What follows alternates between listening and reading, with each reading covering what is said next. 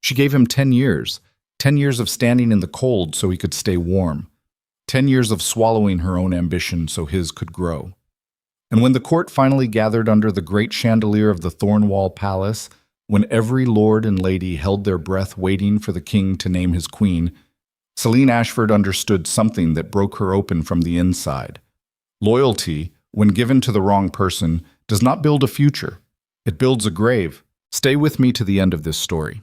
Drop your city in the comments, and if you know someone who's ever been the one who held everything together while someone else got the crown, share this with them right now. The morning it ended began the same way every morning in the Thornwall Palace began, with the smell of pine resin burning in the iron braziers and the sound of boots on cold stone. Selene had been awake since before the fourth bell, not because she had duties that early. She had been awake because the chamber next to hers, where Darius slept, had gone quiet around the second bell, and the silence had a particular quality to it that she had learned to recognize over 10 years of sharing walls with a man whose emotional interior was as defended as any military fortification. He had not been alone until recently. She knew that the way you know a storm is coming before you can name the specific change in the air, not through evidence you could present at a hearing, through the accumulation of 1,000 small absences, the way he no longer reached for her hand when they walked the corridor together, the way conversations that used to unspool easily between them had grown careful, measured, navigated like a passage through shallow water. The way he looked at her sometimes with something that was almost guilt, but was really something more honest and more cruel. Relief. Relief that she was not asking. Relief that she was, as she had always been, holding herself together so he did not have to. Selene stood at her window in the gray pre-dawn and looked out at the training yard below, where the palace guard were already drilling. She watched them move in formation, and she thought about what it meant to be the person who stabilized an empire without ever being named the person who stabilized it. She was 31 years old. She had spent her 20s pouring herself into a bond she believed was sacred.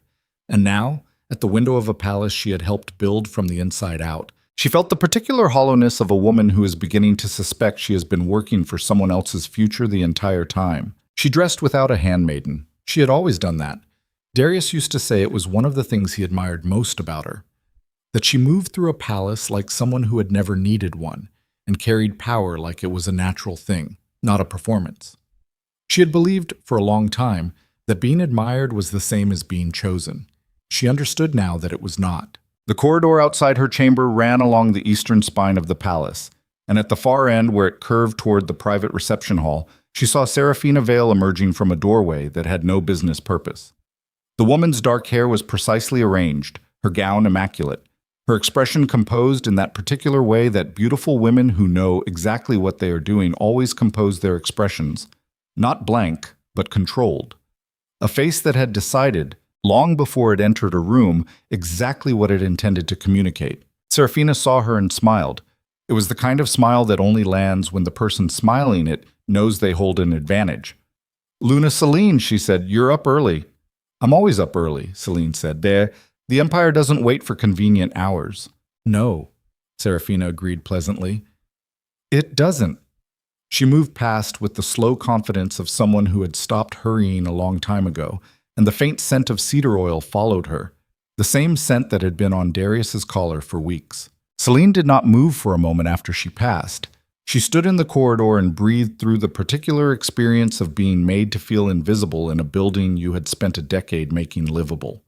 Then she straightened her spine, which had never once bent under any external weight, and walked toward the main hall, because there was work to be done. There was always work to be done. That had been perhaps part of the problem. The council met at the 7th bell, and Selene took her place at Darius's left as she always did. He was already seated when she arrived, his dark head bent over a territorial report, his jaw carrying the 3-day stubble he kept when he hadn't been sleeping properly. He looked up when she sat, and for a moment something passed across his face that she could not name. It was too complex for guilt alone, too layered for simple discomfort. She thought it might be grief. The specific grief of a person who has already, somewhere in the private architecture of their decisions, made a choice they cannot yet say out loud. "The Grafen border is settling," she said, opening her own reports. Their packmaster responded to the trade amendment, favorably. "Good." He looked back at the papers in front of him. You handled the correspondence yourself, as I always do when your name alone isn't sufficient leverage. She said it without edge. It was simply true, and they both knew it. There were 6 border territories whose packmasters would not have come to any table at all if Selene had not personally written to them, not as Luna, but as a woman who understood the specific grievances of people who had been overlooked by the crown for too long. She had a talent for making the forgotten feel seen. It was the most valuable political skill in the empire and the least officially acknowledged one. Lord Cassvin, who was Darius's senior military advisor and a man whose instincts for political weather were impeccable, looked between the two of them with the expression of someone watching a ship take on water and having no authority to say so. The meeting proceeded. 7 agenda items. 4 of them carried through amendments Selene had drafted. She spoke when it was necessary and did not speak when it wasn't, and the whole time she was acutely aware of Darius managing the space between them, managing the way you manage something that has become a problem you have not yet worked out how to solve. After the council cleared, he stayed at the table. She stayed too, gathering her notes. Neither of them spoke for a full minute, and in that silence, the entire weight of what was not being said pressed down on the room like weather. Cassvin told me the Varath pack is mobilizing south of the Ash Ridge line, Darius said finally. I know, I sent them a communication yesterday. He looked up, without consulting me. There was a window, she said. It closes in 2 days. If you prefer I wait for a formal briefing every time there's a window that closes in 2 days, then you're going to start losing ground you can't recover. She said it evenly. She had learned, over a decade, how to deliver hard truths in a register that was not confrontational. Not because she feared confrontation, but because she had found that men in positions of authority heard difficult things more clearly when they were not delivered with the energy of a challenge. It had cost her, over the years, being mistaken for someone who did not have opinions of her own. Darius was quiet. Then he said, Seraphina suggested a different approach to Varath. And there it was. Selene set her notes down on the table in a very precise, very deliberate motion. She had been waiting for this name to appear in a context that could not be explained by coincidence or circumstance. It had been appearing in such contexts for 3 months. What approach did she suggest? Selene asked. A direct envoy, someone from court she trusts. Varath doesn't trust the court. That's the entire nature of the Varath problem. Any envoy from the palace inner circle will be treated as a surveillance mission, not a diplomatic gesture. She paused. I've been corresponding with their elder for 5 months. This is not a new relationship. This is not Seraphina's territory. She has connections there through her father's old trading networks. Trading networks and diplomatic relationships are not the same thing. She was careful to keep her voice level. Darius, what is happening? He didn't answer immediately. He stood up from the table and walked toward the window, which was something he did when he wanted to avoid someone's eyes. She knew every one of his physical evasion strategies because she had spent 10 years studying him, the way you study a landscape you have decided to call home. Nothing is happening, he said. That's not true. Selene, I'm not asking you to confess anything, she said. I'm asking you to be honest with me about what is actually going on in this court, because decisions are being made around me, not with me, and I need to understand the terrain I'm operating in. He turned from the window. His eyes, which were a particular shade of storm gray that had once been the most familiar thing in her world, held the exhausted, complicated expression of a man who has not yet assembled the courage to say what he has already decided. You will always be essential to this empire, he said. And that sentence, that specific, careful, bloodless sentence, told her everything. She did not cry. She had never cried in front of him, and she was not going to start now. What she felt was something more precise than grief. It was the cold, clarifying feeling of a woman who has just had a long-held suspicion confirmed, who understands that confirmation is not the same as resolution, and who is now calculating, very quietly, what it means for everything she does next. I'll handle Varath, she said. She picked up her notes. I'll brief you when it's resolved. She left the room. In the corridor, she stopped for exactly 3 seconds, pressed her back against the stone wall, and breathed. 3 seconds was what she allowed herself. Then she kept moving. This is the thing that does not get said about survival. The real kind, the unglamorous kind that has nothing to do with battles or bloodshed. The real survival that happens in the corridors of power is the survival of the self. The maintenance of one's own interior structure, when the external world is doing everything it can to convince you that your value is contingent on someone else's recognition of it. Selene Ashford had been surviving in that way for most of a decade. The difference, as she walked the corridor of Thornwall Palace on the morning that would change everything, was that she was beginning to understand what survival without a future looks like, and she was beginning to ask herself whether she could live with it. She could not. She had known it for longer than she had admitted. The next 3 weeks moved the way bad weather moves over flat land. Slowly, then all at once. Serafina Vale began appearing at formal functions in a capacity that had not been formally defined, which is the oldest political maneuver in any court. Establish presence before authority, normalize proximity before announcement. The nobles noticed. Some of them, the ones who measured their survival by how early they could identify the next center of power, began to adjust their orientation accordingly. Others, the older families, the ones who had watched Selene navigate the Empire's most dangerous years with both intelligence and spine, watched with something that looked like grief. Lord Hadwin Carrick, who was 73 years old and had served 3 kings before Darius, stopped Selene in the Eastern Gallery one afternoon. He was a man made of angles, sharp shoulders, sharp cheekbones, a mind that had survived every political season for half a century by never mistaking polish for substance. "You know what he's doing," Hadwin said. "Not a question." "I know what's happening," Selene replied. "It's not the same thing. He doesn't know what he's doing. That's the tragedy of it." He looked at the portraits on the gallery wall. 3 generations of Thorn Kings, each with the same storm-gray eyes. "I've watched men destroy their own empires before. Always with the same expression. Certainty." "He's not destroying anything yet." "No. Yet is the word." The old man looked at her with something that might, in a less formal person, have been pity. "What will you do?" "My job," she said, "as I always have." Hadwin nodded slowly. "Your job is going to look very different in 6 months, Luna Selene." "I know." He walked away. She stood in the gallery for a long moment, looking at the portrait of Darius's grandfather, the king who had, 2 generations ago, unified the first 3 major territories under one crown. A man who had been ruthless enough to see clearly and honest enough to choose accordingly. She wondered what he would have made of his grandson. She wondered what he would have made of her. She had 4 more conversations that day in which the same information was communicated with varying degrees of obliqueness. By the time evening arrived, she had a complete picture of what Darius was planning and a precise understanding of what it would cost the Empire, cost her and cost him. Though the third point was something Darius himself did not yet understand. That night, for the first time in months, she went to him, not as a supplicant, not with grief. She knocked on the door of his private study and waited. And when he said, "Come in," she entered and stood 3 feet inside the door and looked at him across a room full of maps and firelight. He had been drinking. Not heavily. He was too disciplined for excess, but enough that his defenses had slightly loosened, and what she saw underneath them was, for a moment, the man she had known for a decade before court had calcified him. The man who had sat with her for 3 days straight when the northern territories were on the edge of open war. The man who had trusted her instincts when his advisors said she was wrong, and she had turned out to be right.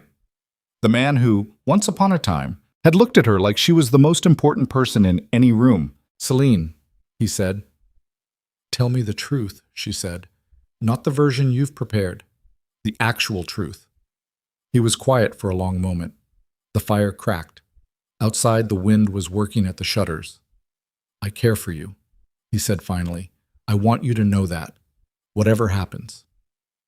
"Whatever happens," she repeated quietly. That's a sentence that lives in front of bad news. "It's complicated."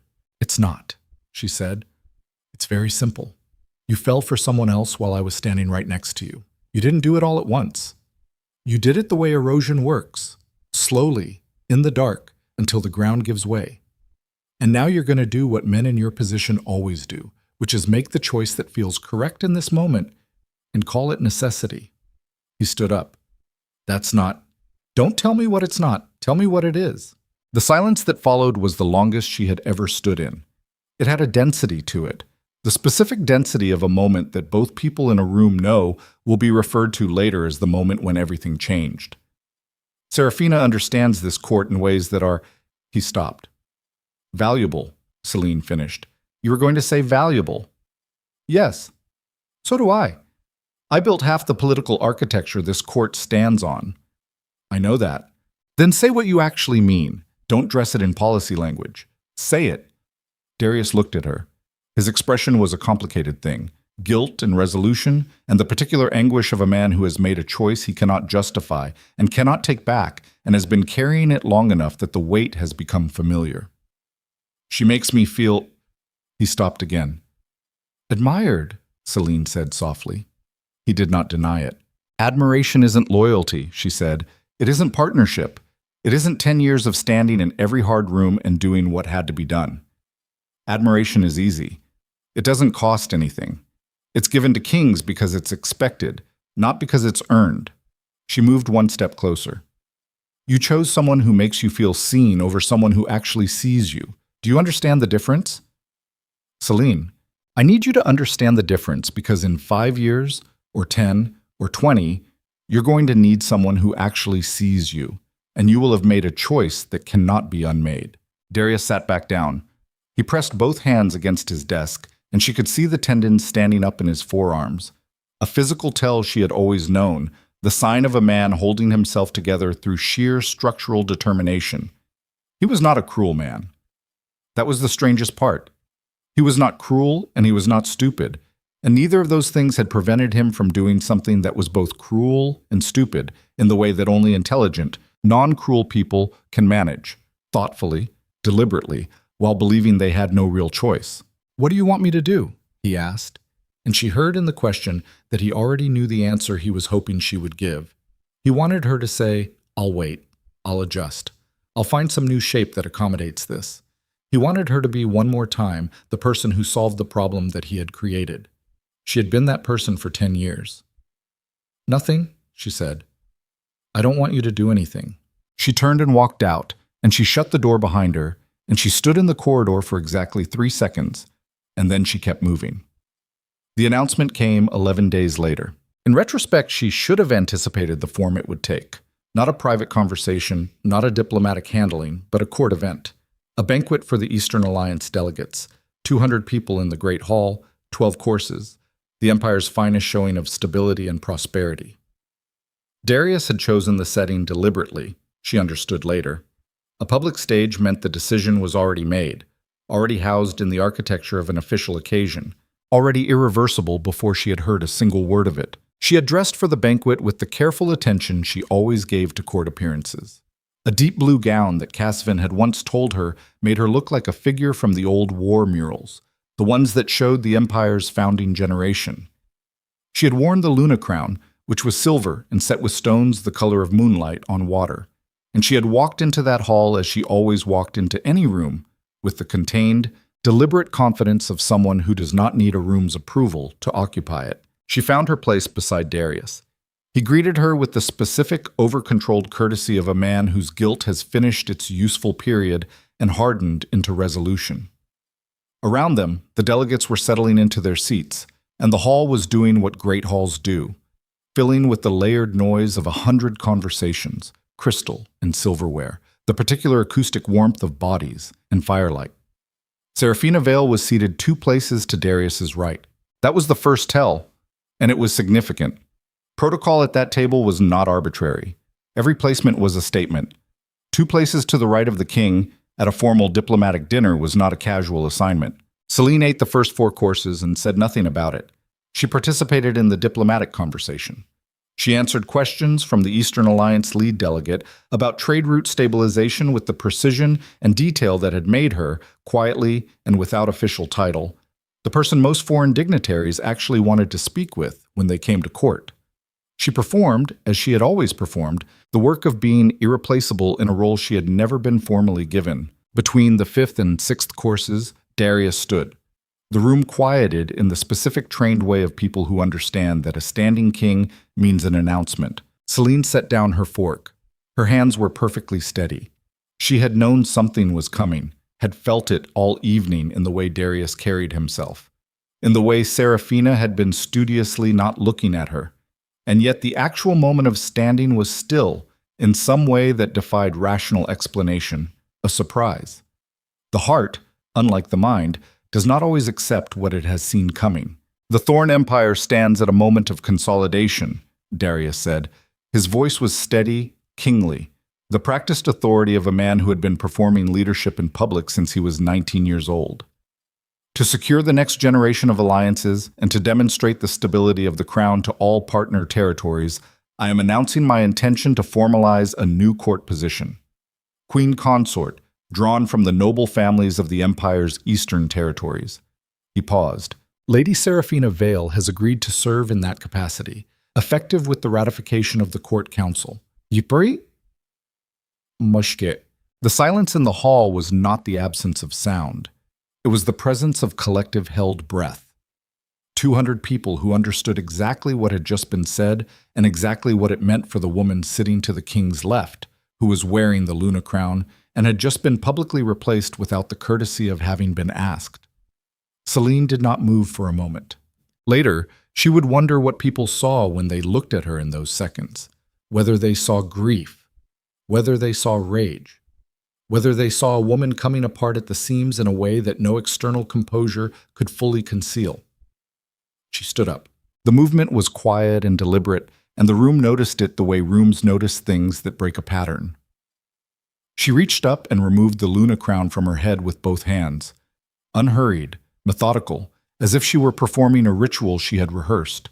She set it on the table in front of her plate with a small, clean sound of metal on linen. Then she looked at Darius. He was looking at her with an expression she had never seen on his face before in 10 years.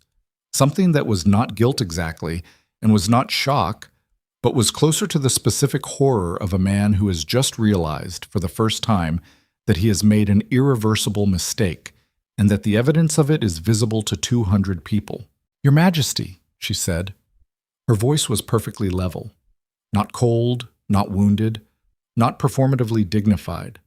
Simply the voice of a woman who has compressed an enormous interior event into a single title and allowed it to mean everything she will not say in public. "I wish the Empire well." She walked out of the hall. 200 people watched her go. No one spoke.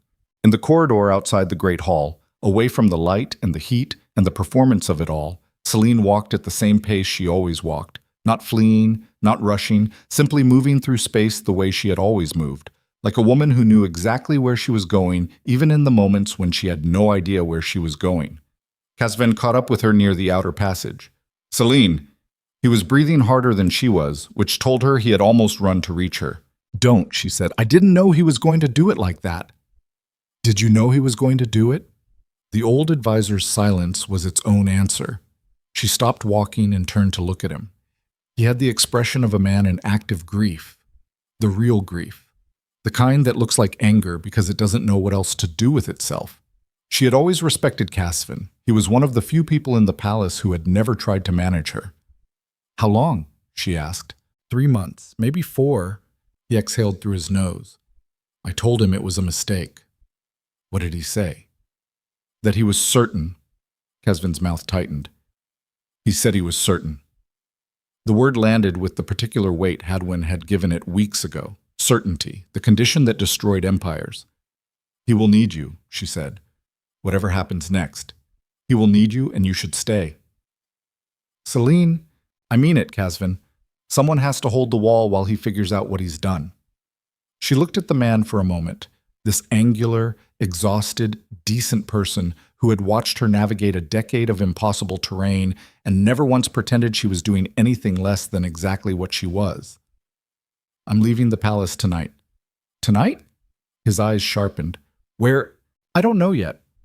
She said it and found it was completely true, and that the truth of it, the complete open horizon of not knowing, felt, for the first time in 10 years, not like danger, like air. She packed what she could carry.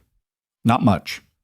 A woman who had spent a decade building an empire out of relationships and intelligence and sheer stubborn competence needed almost nothing in the way of objects. She took her correspondence ledgers because there were names in them she was not prepared to abandon. She took the Northern Territorial maps she had drawn herself during the border stabilization negotiations 3 years ago. She took a small carved stone her mother had given her when she was 12 years old, which had no strategic value and was the only thing she owned that had never, not once, been in service of someone else's ambitions. She was in the palace's eastern gate passage, moving toward the outer courtyard, when she heard Darius behind her. Selene. She stopped. She did not turn immediately. She gave herself the same 3 seconds she always gave herself, and then she turned. He had come alone, without escort, which was unusual enough to mean something. He was still in his formal dinner clothes, and he looked, in the torchlight of the passage, less like a king than like a man. Specific, fallible, badly frightened by what he had just set in motion. "You don't have to leave tonight," he said. "Yes," she said. "I do." "In the morning, then. We can—" "There's nothing to arrange. You made an announcement. The court will expect you to manage the morning without complication. I'm not going to be the complication." I didn't want this. She looked at him for a long moment. The torchlight between them shifted as a draft moved through the passage, and she thought, not for the first time, about how light worked, how it illuminated things that had always been there, how its absence created shadows that were simply the shapes of existing objects made difficult to see. "What did you want?" she asked, not with accusation, with genuine, exhausted curiosity. He opened his mouth. He closed it. He ran a hand through his hair, which was the gesture he made when he was out of words, when the architecture of his usual certainty had failed him, and he was standing in the space where honest speech should have been, but wasn't. "I don't know," he said finally, and she believed him, which made it worse. "You wanted to be admired, she said quietly. You wanted someone who looked at you without the knowledge of every hard decision you've ever made. Someone for whom you could be uncomplicated." She paused. "I understand that. I do. Being truly known by someone is not the comfortable thing. It's the demanding thing. It requires you to be accountable to what you actually are rather than what you want to be." She looked at him steadily. "But that accounting is also the only way to grow, and you chose out of it." "Selene, I'm not angry with you," she said. And she was telling the truth, which surprised her slightly. What she felt was not anger. It was something colder and cleaner. It was the particular clarity that comes when a long uncertainty finally resolves, when the question you have been carrying stops being a question and becomes a fact you can work with. She reached out and touched his arm. One time, briefly, the way you touch something you are putting down for the last time. "Take care of the empire," she said. "Someone has to." She turned and walked through the gate and into the outer courtyard, where the cold air met her like a conversation that had been waiting years to begin. She did not look back. This is what they did not write in the court histories. She walked out of the Thornwall Palace on the night of the banquet with less than she'd come with and nothing she hadn't earned, and the first mile through the city was the most honest she had walked in years. The city was dark and cold and largely indifferent to the affairs of kings, and the indifference was a relief. The profound relief of being among people who do not know what you are carrying and would not organize their lives around it if they did. She had arrangements of a kind, not formal ones. Over 10 years of diplomatic correspondence, she had cultivated contacts across the empire's geography, not as a contingency, not because she had planned for this outcome, but because being genuinely interested in people and their circumstances tends to produce, over time, a network of individuals who would, if asked, do something to help. Not from obligation, from the specific warmth that forms between people when one of them has consistently treated the other as though their situation actually matters. There was a former packmaster in the old Greywood district who had been exiled 3 years ago on charges Selene had privately believed were manufactured. She had corresponded with him for months after his exile, not as a political actor, but simply because he was a man who had been wrongly discarded, and she understood the specific texture of that experience. She went to him first. He opened the door of his modest house on the outer ring with the expression of a man who had heard a rumor he had not quite believed. "I heard what happened," he said. "Most of the city will hear by morning," she said. "May I come in, Luna?" "Not anymore," she said. "Just Selene. May I come in?" He stepped back from the door. Inside, the house was warm and small and smelled of pine and wood smoke. The smell of a man who had brought the frontier with him when the court discarded him. He poured something amber into 2 cups and set one in front of her and didn't say anything, which was one of the most decent things anyone had done for her in recent memory. She drank. It was strong and it burned in a way that felt appropriate. "I need to go north," she said, "as far as the Ash Ridge territories, further, eventually. I need to see the condition of the forgotten packs, the ones who stopped receiving Crown communications 3 or 4 years ago." She paused. "You know those territories."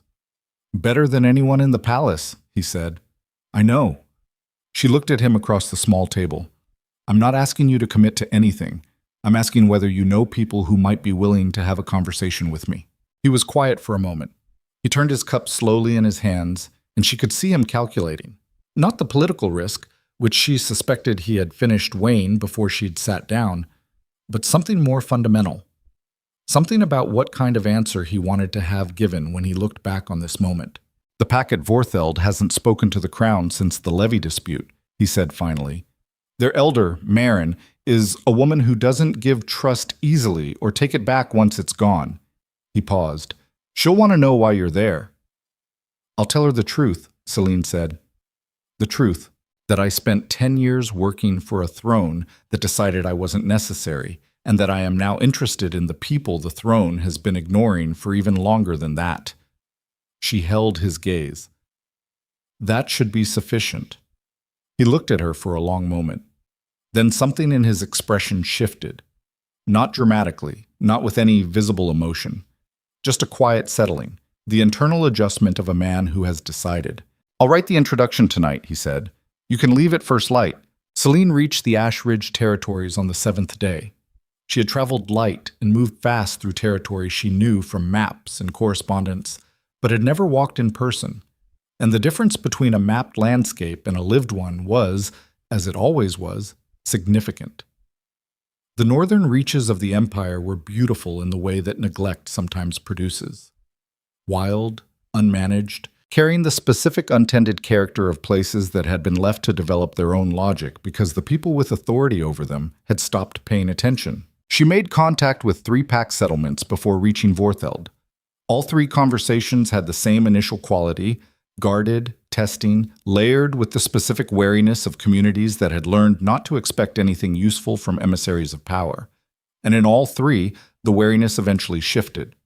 Not because she said what they wanted to hear, because she listened to what they actually said, which is a different and considerably rarer skill.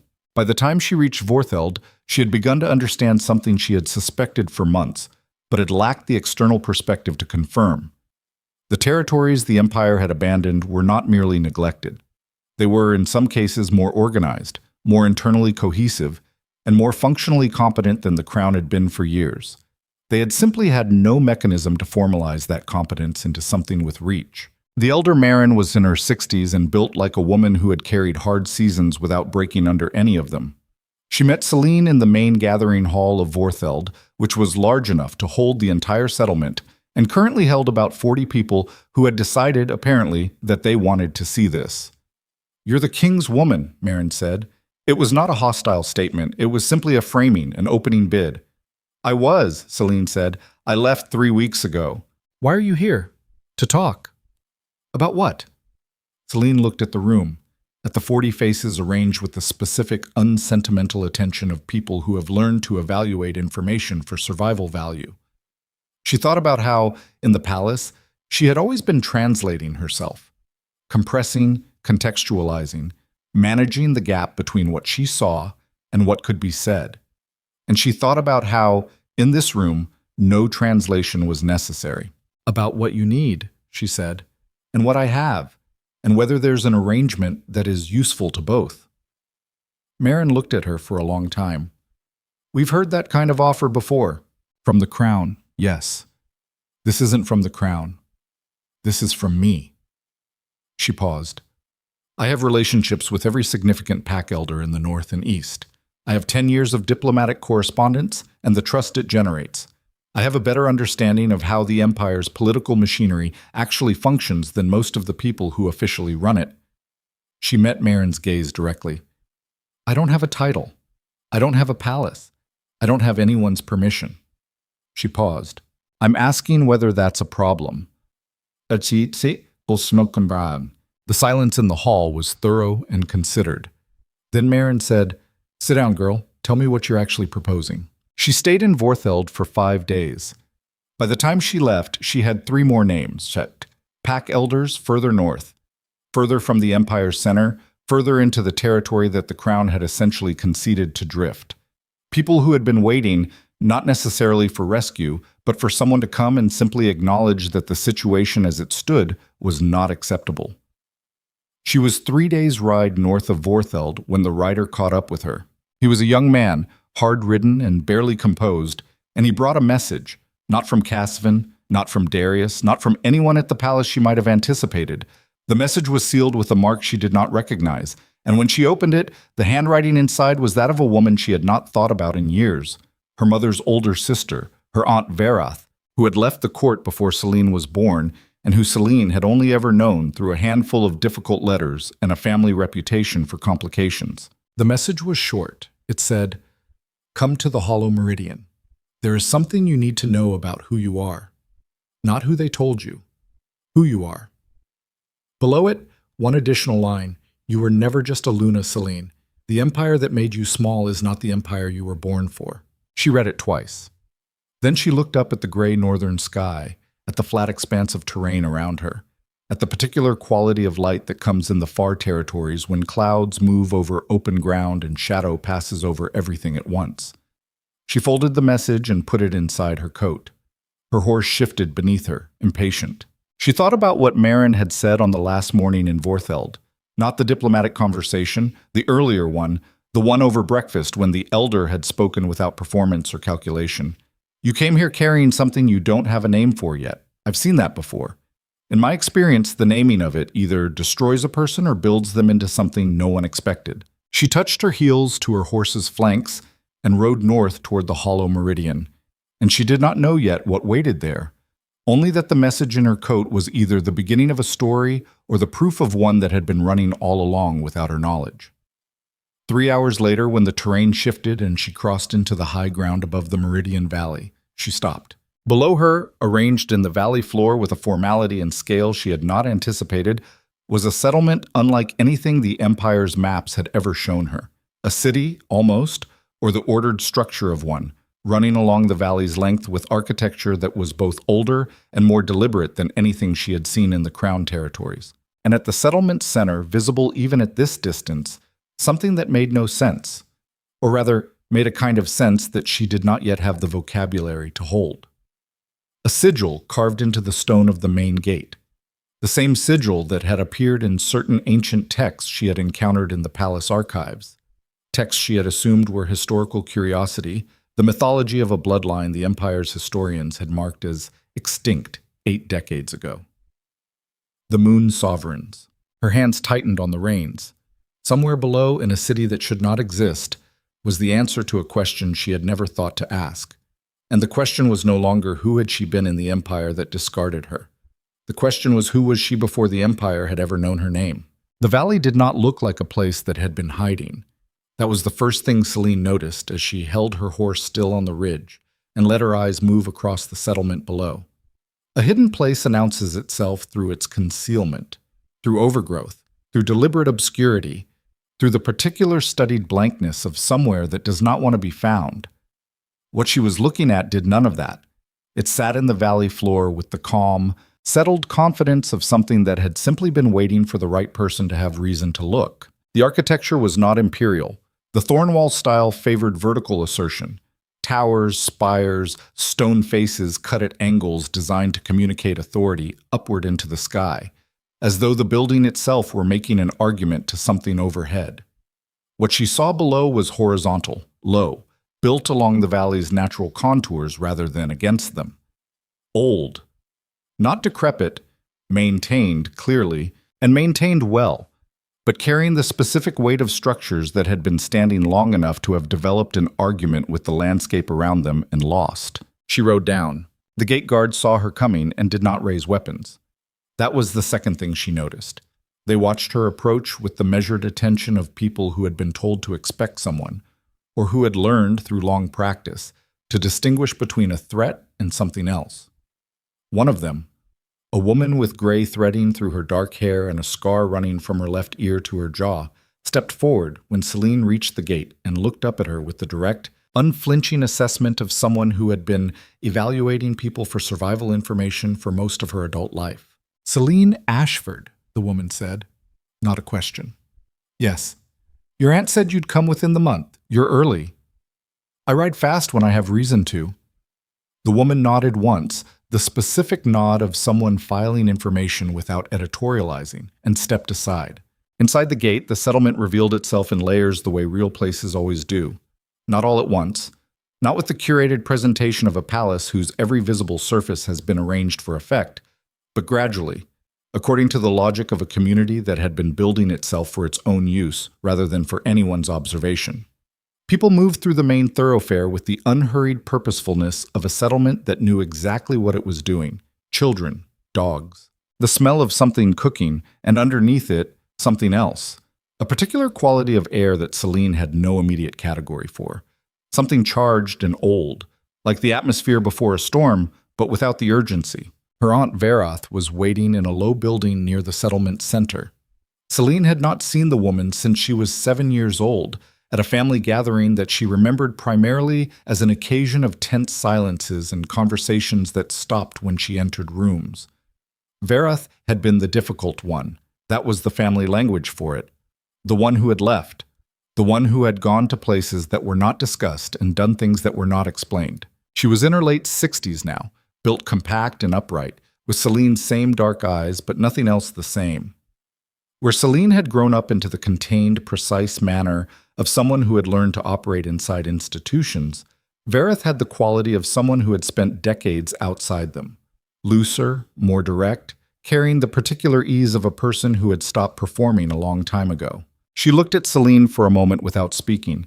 Then she said, "You look like your mother, but you carry yourself like the line." "What line?" "Sit down," Verath said. "This is going to take a while."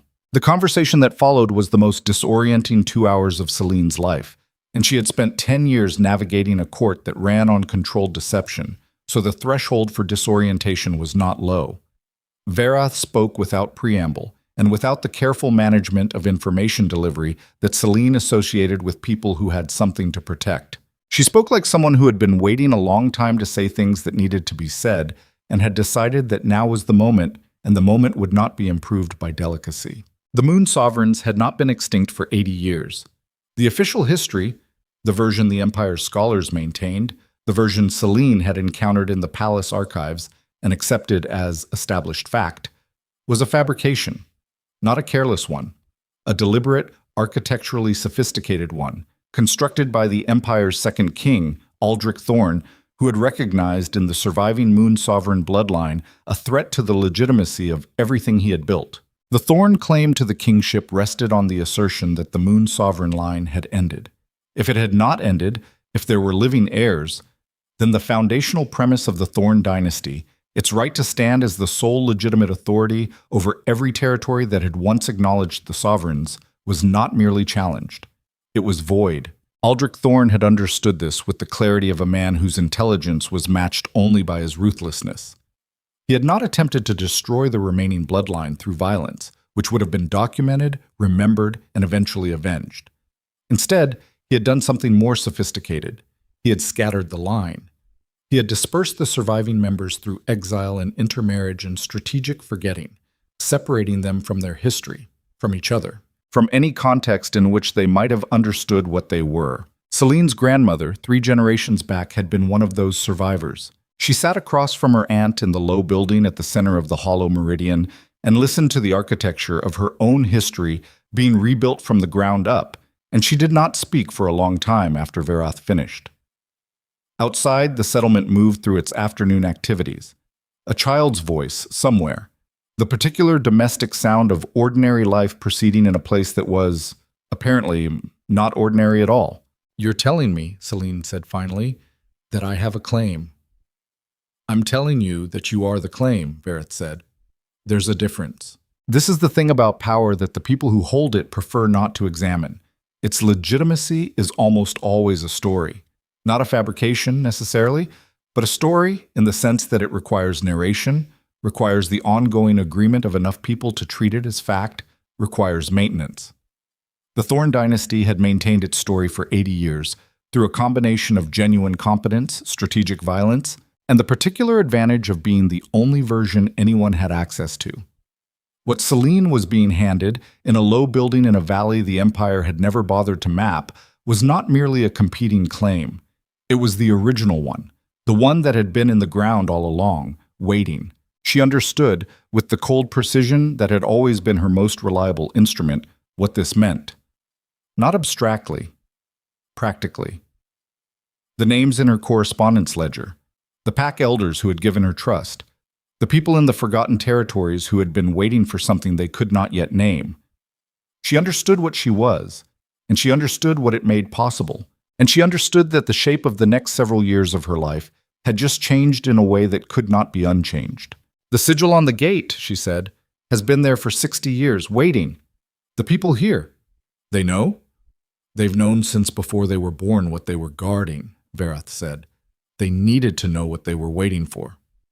Selene looked at her aunt. Why didn't you tell me sooner? Before the palace, before 10 years of... She stopped. Because you needed to become who you are, Varath said flatly. If I had pulled you away from the court at 20, before you'd learned what you learned, before you'd done what you did, you would have had the bloodline and none of the competence.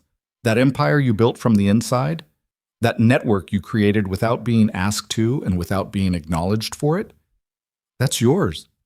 That's the foundation. She paused.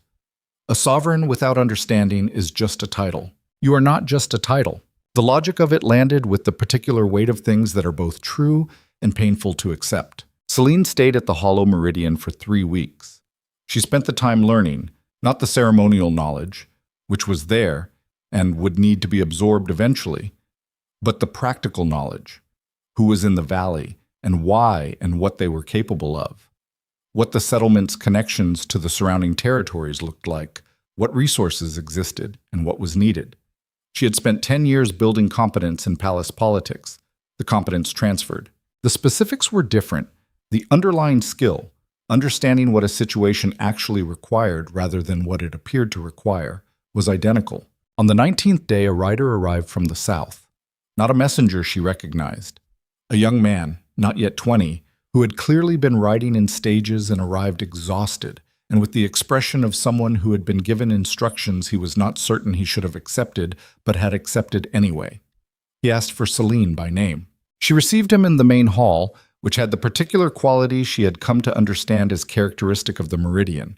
Functional, undecorated in the performative sense, but carrying its own specific gravity, the gravity of a place that did not need to assert itself because it already knew what it was. The rider handed her a sealed message and then looked at the floor in the way of someone who had been told not to wait for the response and wasn't sure whether that instruction would still apply. "You can go," she said.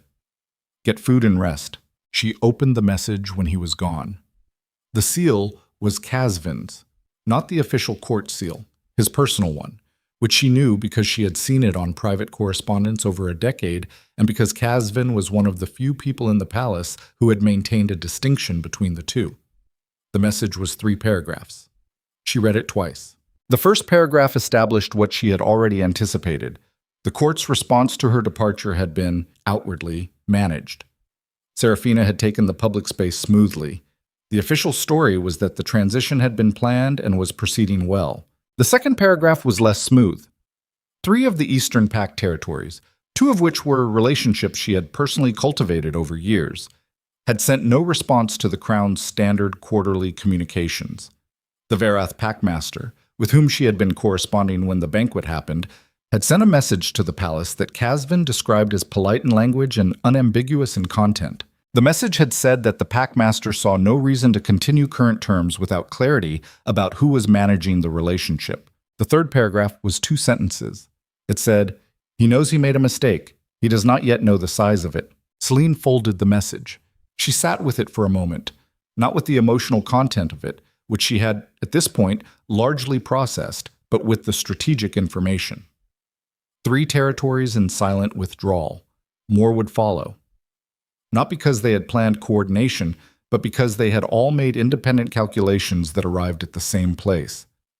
The person they had been doing business with was gone, and the person who had replaced her had not yet demonstrated any reason for trust. She went to find Verath. Her aunt was in the valley's eastern archive, a long room full of materials that had been collecting for decades, organized with the obsessive care of people who understood that their survival depended on institutional memory. Verath was cross-referencing two documents at a table near the window, and she looked up when Selene entered with the expression of someone who has been expecting a conversation. "News from the palace," Selene said. "Already? It's moving faster than I expected." She sat across from her aunt and put the message on the table between them. "The Eastern Territories are withdrawing cooperation. There will be more." Verath read the message.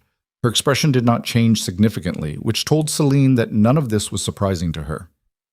"What do you want to do?" Verath asked. "What I need to do is build something that can hold what's coming, not reactively, proactively." She looked at her aunt. "The pack at Vortheld, the 3 settlements I visited north of there, the contacts in my correspondence ledger that I've been managing for years without a formal structure to put them in." She paused. "They need a structure now." "A sovereignty," Verath said. "Yes. That's not a small word." "No," Selene agreed. "It isn't."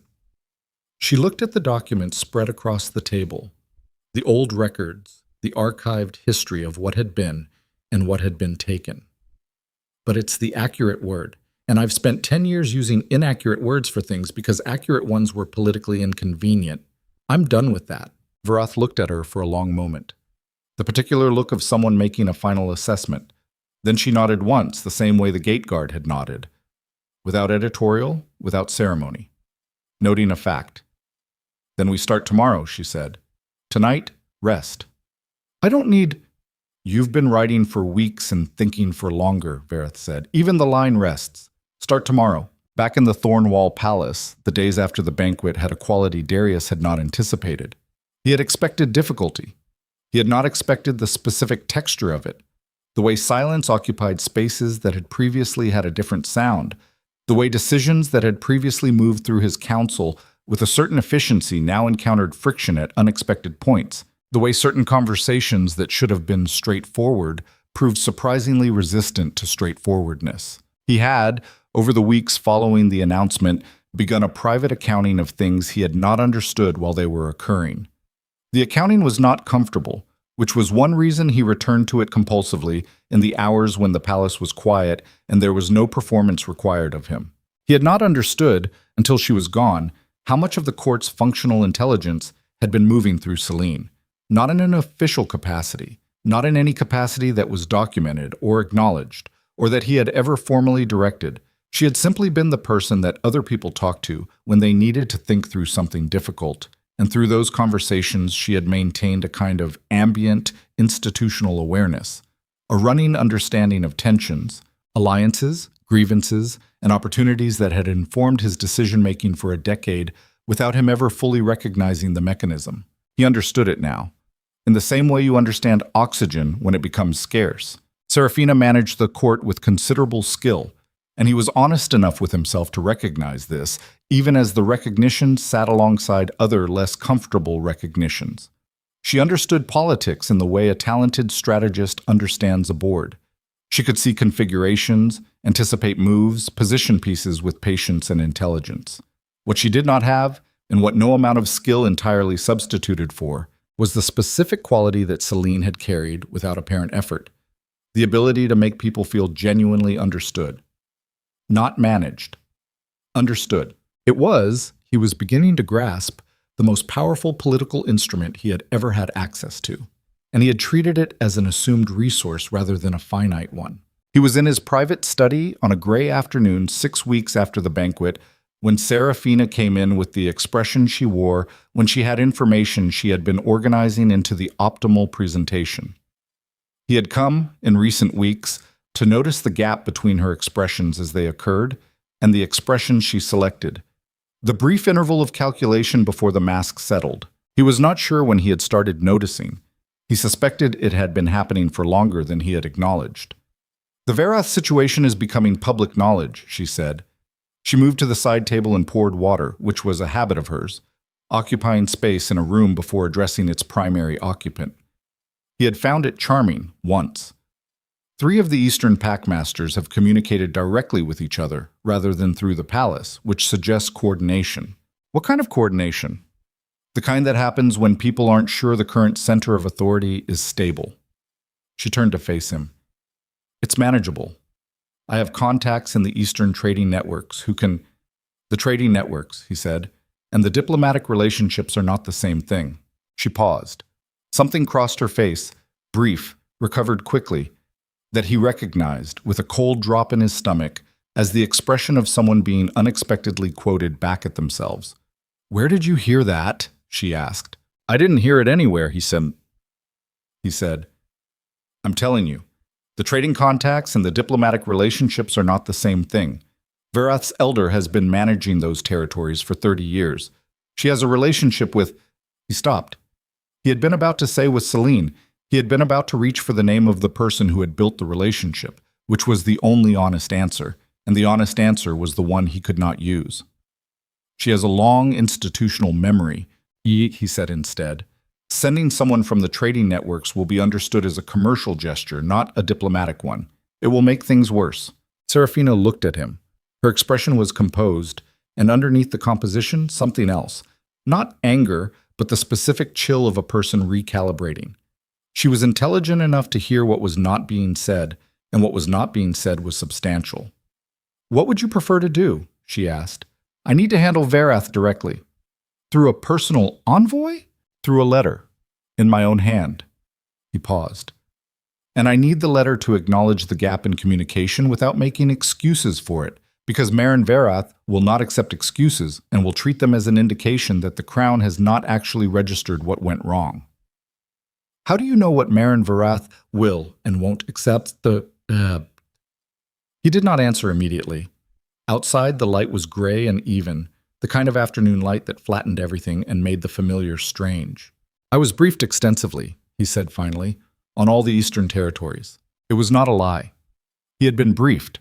The briefings had been conducted by Selene over 2 years of patient conversation in which she had transferred enormous amounts of institutional knowledge about relationships she had spent years building.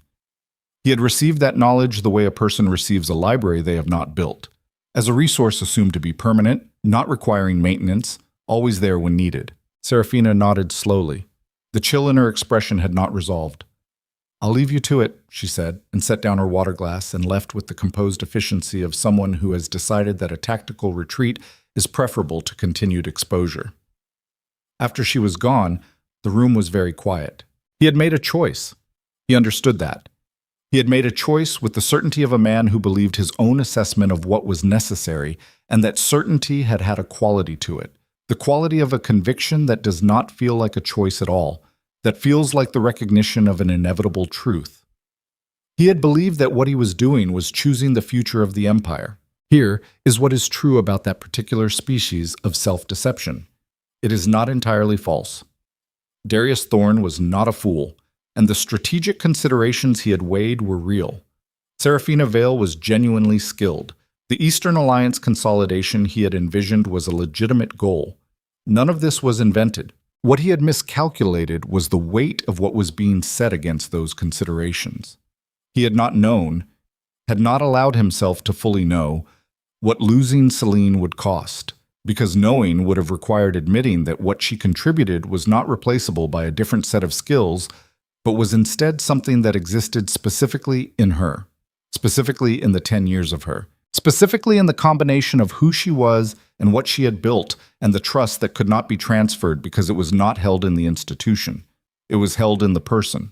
He picked up a blank piece of parchment and a pen and began the letter to Marin Verath, and the difficulty of writing it, the specific difficulty of trying to articulate a relationship he had not personally built to a woman who had no reason to trust him and every reason to have already written him off, was instructive in the way that difficult things are instructive when you have no escape from the difficulty. He finished the letter in 2 drafts. It was the most honest piece of official correspondence he had written in years. He was not certain it would be sufficient. He suspected it would not be. He was right. In the hollow meridian, the work of building a sovereignty was revealing itself to have a rhythm unlike anything Selene had previously operated within. The palace had moved according to the rhythm of hierarchy, authority descending, information ascending, decisions flowing through established channels with the friction and clarity that hierarchical systems produce. What she was building moved differently. It moved the way water moves through a landscape it knows, finding the existing channels, accepting the existing contours, shaping itself to what was there rather than imposing a structure on top of it. The negotiations with the first 3 pact territories formalized within 6 weeks. Not because the terms were easy, they were complex, carefully debated, revised multiple times through correspondence that Selene conducted personally, in her own hand, in the specific voice that she had spent 10 years developing. Direct, without being aggressive, honest without being naive, demonstrating through the quality of the conversation itself that she understood what the other party cared about. The Vortheld elder, Marin, was the third to formalize. She sent her agreement with a personal note that contained 1 sentence beyond the official text. I have heard the Thorn King's letter arrived yesterday. It was adequate. Yours was better. Selene read that note and felt, for the first time in months, something approaching satisfaction. Not the performed satisfaction of a court well navigated, but the actual interior kind. The feeling of a person who has done something real and knows that they have done it. She was in a planning meeting with Verath and 2 of the Valley's senior organizers when the second rider arrived from the south. This one was older than the first, a woman in her 40s who had the direct, unhurried manner of someone accustomed to carrying information of consequence. She asked for Selene. She was brought into the room. She handed Selene a sealed document and said, "From the Territory Council at Ashford's Crossing. They've been debating for 3 weeks whether to send this. They voted yesterday." Selene opened it. She read it. She read it again. The Territory Council at Ashford's Crossing, a settlement that had been in direct contact with the Crown for 40 years, that had sent delegates to the palace annually, that had been, by any reasonable measure, a stable piece of the Thorn Empire's eastern architecture, was formally requesting to open negotiations regarding alternative arrangements. Not secession, not yet. But the language was precise, and the implication was unambiguous. They were testing the door. Verath looked at the document when Selene passed it across the table. She read it without expression. Then she set it down. "That's not the last one," Verath said. "No," Selene agreed. "It isn't." She was quiet for a moment, looking at the document on the table. She thought about what she had told Casvin on the night she left the palace. Someone has to hold the wall while he figures out what he's done. She had meant it when she said it. She still meant it in principle. She had no desire for the Empire to fracture, no interest in chaos as an instrument of anything.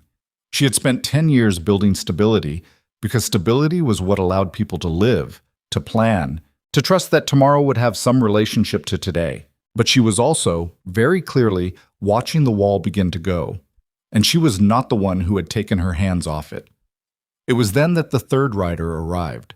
Unexpected, unannounced, riding under no banner and carrying no official markings, which was itself a statement. A young man, not a court messenger, but clearly palace adjacent, someone who moved with the trained economy of a person whose professional life had been spent in institutions that valued discretion. He was brought to Selene directly, which told her the gate guards had assessed him as important. He carried nothing written. He had memorized his message, which told her the sender had not wanted anything documented. "Lord Casvin sends his regards," the young man said. He had the composed, careful voice of someone delivering words that are not his own, with full understanding of their weight. "He asks me to tell you that the situation in the palace has changed in the past week. He asks me to tell you that certain information has surfaced regarding Lady Seraphina's correspondence prior to her current position." Selene held very still. "What kind of information?" "He asks me to tell you that he cannot verify it fully yet, that he is still investigating, but that what he has found so far suggests that certain of the Eastern Alliance conversations, including several that the king believed were private to his council, were communicated to outside parties before their outcomes were decided." The room was completely silent. Selene looked at the young man for a moment. She was aware of Verath sitting across the table, absolutely still, watching. "Tell Lord Casvin," Selene said, and her voice was level, was controlled, was the voice of someone who has received very large pieces of information before and knows that the first thing information requires is time. that I received his message, that I am listening, and that he should tell no one else what he's found until I say otherwise." The young man nodded. He anticipated that response. He asked me to give you one additional piece of information. "Go ahead." He said, "The financial records go back 4 years, before the announcement, before most of what you know about." The silence in the room after those words was not the silence of a moment that had not yet resolved. It was the silence of a moment that had resolved completely, in a direction that changed the landscape of everything that came before it. 4 years. Before the announcement. Before most of what she knew. Which meant that the woman who had displaced her had not simply been a person Darius had allowed himself to feel something for. The displacement had been, at least in part, a project, a constructed situation, a long, patient piece of work by someone who understood exactly what she was doing and had understood it from the beginning. Darius had not merely made a choice, he had been maneuvered into one, and he did not know it yet. She looked at Verath. Verath's expression was the expression of someone who has spent decades preparing for a particular kind of moment, and is now watching it arrive exactly as anticipated. "Now?" Verath said quietly. Selene looked at the document from Ashford's crossing, at the message from Casvin in her memory, at the writer standing in front of her with the patient, waiting quality of someone who understands that what happens next is not his to decide. The Empire was fracturing not because she had left. The Empire was fracturing because someone had spent 4 years building a mechanism designed to fracture it, and had used Darius, had used his capacity for admiration and his weariness and his specific human need to be seen without complication as the instrument. She thought about what she had told Darius on the last night. Some betrayals survive war. She had meant it about them, about what was between them, which she had already understood to be finished in the way that things finish when the foundation has gone. She had not yet known that the betrayal she was diagnosing was larger than the personal one, that the personal one was itself a tool in service of something colder and more deliberate. "Not yet," she said.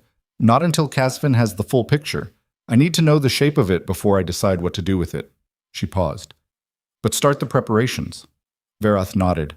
Outside the window, the valley was moving through its late afternoon. The particular golden light of the high country, the long shadows of the old architecture, the sound of a settlement that had been waiting for this moment for 60 years beginning, very quietly, to understand that the waiting was almost over. In the Thornwall Palace, 300 miles south, Darius Thorn was sitting at his desk with Casvin's preliminary report in his hands, and he was reading it for the 3rd time, and the thing he had built his entire reign on, the certainty, was developing in his chest, the specific feeling of a structure discovering for the first time that its foundation was not where it believed it to be. He looked up. Across the room, Seraphina's personal correspondence portfolio sat on the side table where she had left it 2 hours ago and had not returned for. He had not opened it. He would not open it without more cause than he currently had. But he was thinking about opening it.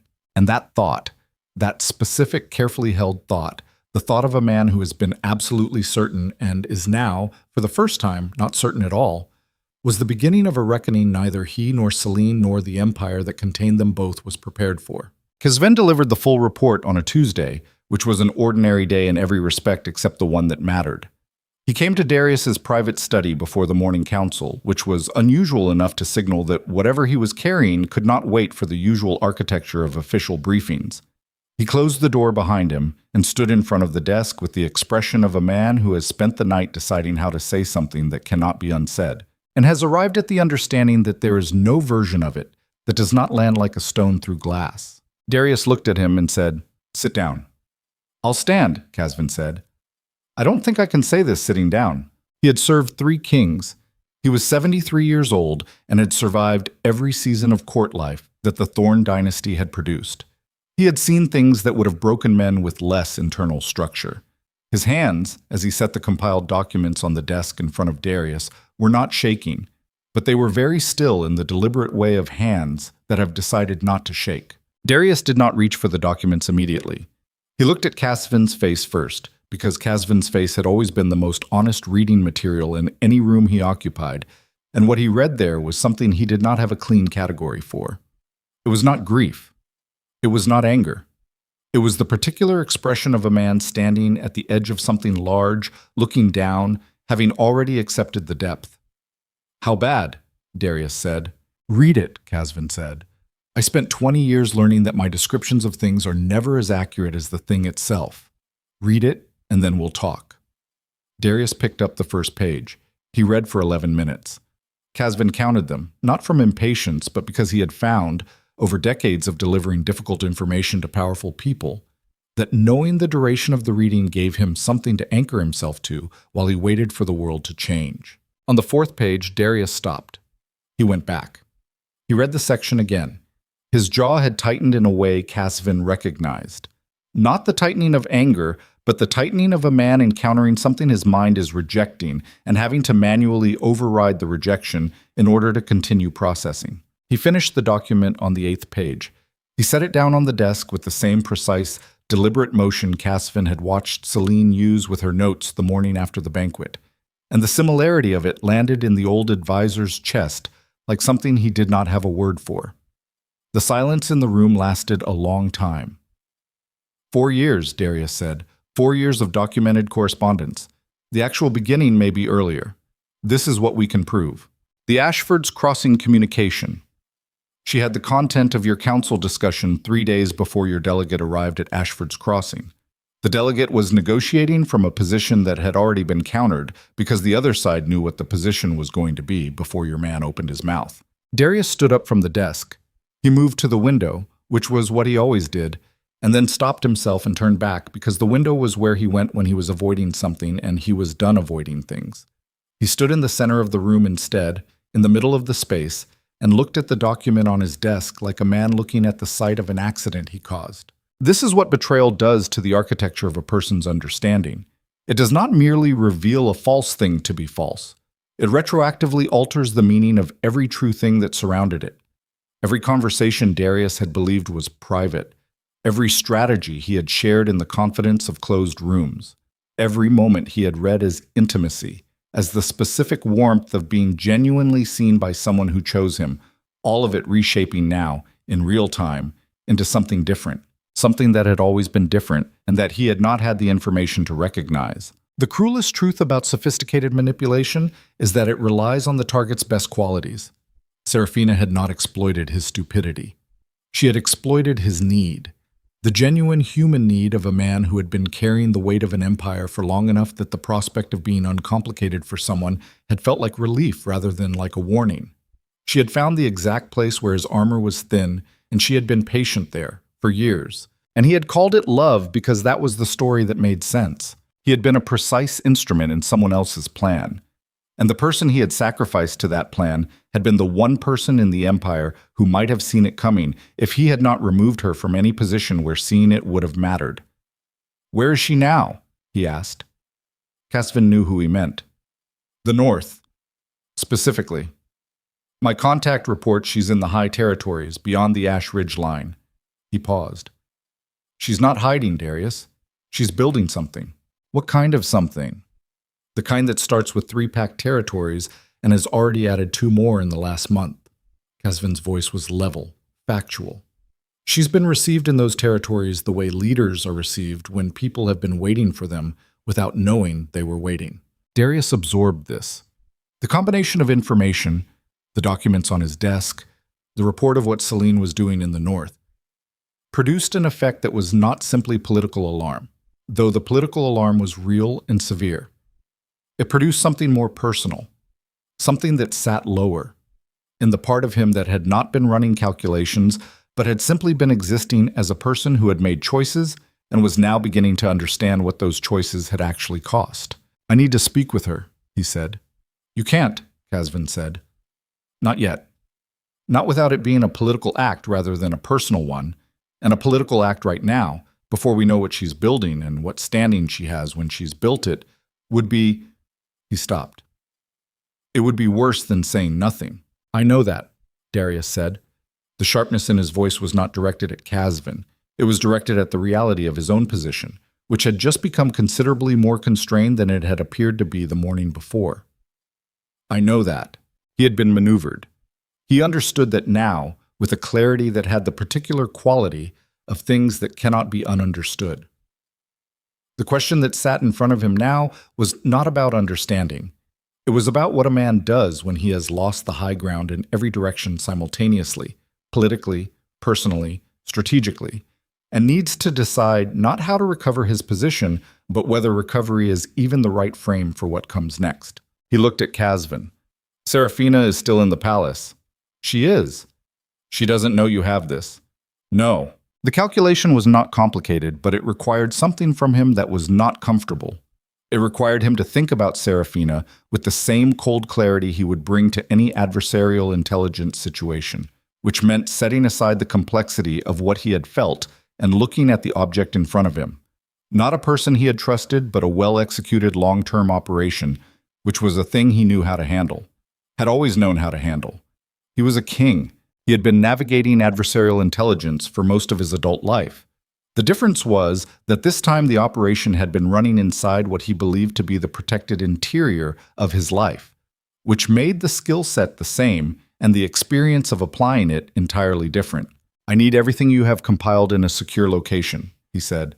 Not here. Done. And I need to know who else knows. 3 people, all mine, all loyal past the point where loyalty becomes a liability. Keep it that way until I tell you otherwise. He looked at the desk, at the document. Leave that with me. After Casvin left, the study was very quiet. Darius sat back down. He looked at the document for a long time without reading it again. He was thinking about the morning of the banquet, the specific internal state of certainty he had carried into that hall, the conviction that he had seen clearly, chosen correctly, and that the discomfort of the choice was simply the temporary pain of doing a difficult thing for the right reasons. He had been so certain. He understood now, with the particular knowledge that comes only from having been wrong in a very specific and consequential way, what certainty costs when it is misapplied. It does not merely produce a bad outcome. It forecloses the questioning that might have prevented the bad outcome. It creates, around the error, a structure of conviction that makes the error invisible until the cost of it is already paid. He had been certain, and his certainty had served someone else's plan perfectly. There are things about power that its exercise teaches imperfectly. One of them is this: the most dangerous adversary is not the one who confronts you. It is the one who makes you confront yourself, who positions you to destroy your own best resources through the application of your own unexamined needs. Darius Thorne was a capable king. He had fought wars and won them, navigated alliances of genuine complexity, maintained a territorial empire through seasons that would have broken lesser rulers. None of that capability had protected him from a patient, intelligent person who had understood that she did not need to defeat him. She only needed to manage what he already wanted to believe. He did not go to the council that morning. He sent word through his secretary that the session was postponed, which generated the specific low-grade alarm of court machinery encountering an unexpected variable, but the alarm was manageable, and he was past the point of managing the court's comfort. Serafina came to him at the 3rd hour. He had expected this. She moved through the palace with a precision of timing that he had attributed, before this morning, to her general political intelligence. He understood it differently now. She always knew when something had shifted in the palace's atmosphere because she had mechanisms for knowing that he had not been aware of. The postponed council meeting was a signal, and she had read the signal and come to assess the situation. She entered the study with the particular composure that was her most consistent characteristic. Not the composure of someone who had nothing to fear, but the composure of someone who had decided what to present regardless of what they feared. She was dressed with her usual precision, dark hair arranged, expression managed into the specific configuration of attentive concern. She looked at the desk. The document was visible. She did not look at it long, but she looked at it, and in the fraction of a second between seeing it and recovering her expression, Darius saw something he had never seen on her face before. He saw calculation without a performance layer over it. "You had a difficult morning," she said. "Sit down," he said. "Darius, sit down, Serafina." She sat.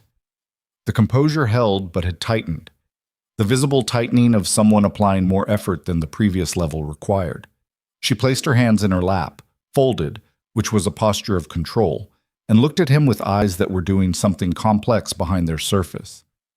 He did not pick up the document. He already knew what was in it. "The correspondence with Aldrich Morn's financial office," he said. "I'd like you to explain it." The silence that followed had a different quality from the silences he had experienced in that room before. This one had information in it. The information was in Serafina's face, in the fraction of a second before she decided what to do with the question. The fraction of a second in which her intelligence was running the calculation of what he knew and how he knew it, and what position she was in and what positions were still available to her. She was very fast. He gave her that. The fraction of a second was almost invisible. "I have correspondence with many financial offices," she said. "My family's trading background. Aldrich Morn's office specifically. Correspondence that contains the specific language of 3 closed council discussions. Language that was only used in those discussions, in those rooms, between those people." Her hands tightened slightly in her lap. "I don't know what you think you found. I haven't told you what I found." The composure was working hard now. He could see it working. She was, he understood, making real-time decisions about what posture to adopt, whether to continue the denial, which had a limited runway given that he had clearly seen enough to name specific documents and specific language, or to move to a different position, something that reframed the information rather than contradicting it. She chose the reframe. Political intelligence gathering is not stop. He said it quietly, which was more effective than volume, and he knew it. Don't do that. Don't dress it in language that makes it sound like something else. You were feeding council strategy to external parties before the outcomes were decided. You used a position in this court, a position I gave you, to conduct an operation against the interests of this empire. He paused. "I'd like to know who directed it, and I'd like to know what they expected to gain." Serafina looked at him. In her eyes, something had shifted. The performance layer was still present, but it had changed its function. It was no longer concealing calculation. It was concealing something else. Something that might, if he were inclined toward charity he no longer felt, be called fear. But fear in a person like Serafina Vale was not the simple fear of consequence. It was the fear of a person who has been playing a long game and has just watched the board change in a way that was not part of the plan. "You should be careful," she said, "about what conclusions you draw from incomplete information. The information is complete enough." "Is it?" Her voice had changed, cooled, shed the careful warmth she had maintained for 4 years in this palace, and what was underneath was not cold exactly, but precise.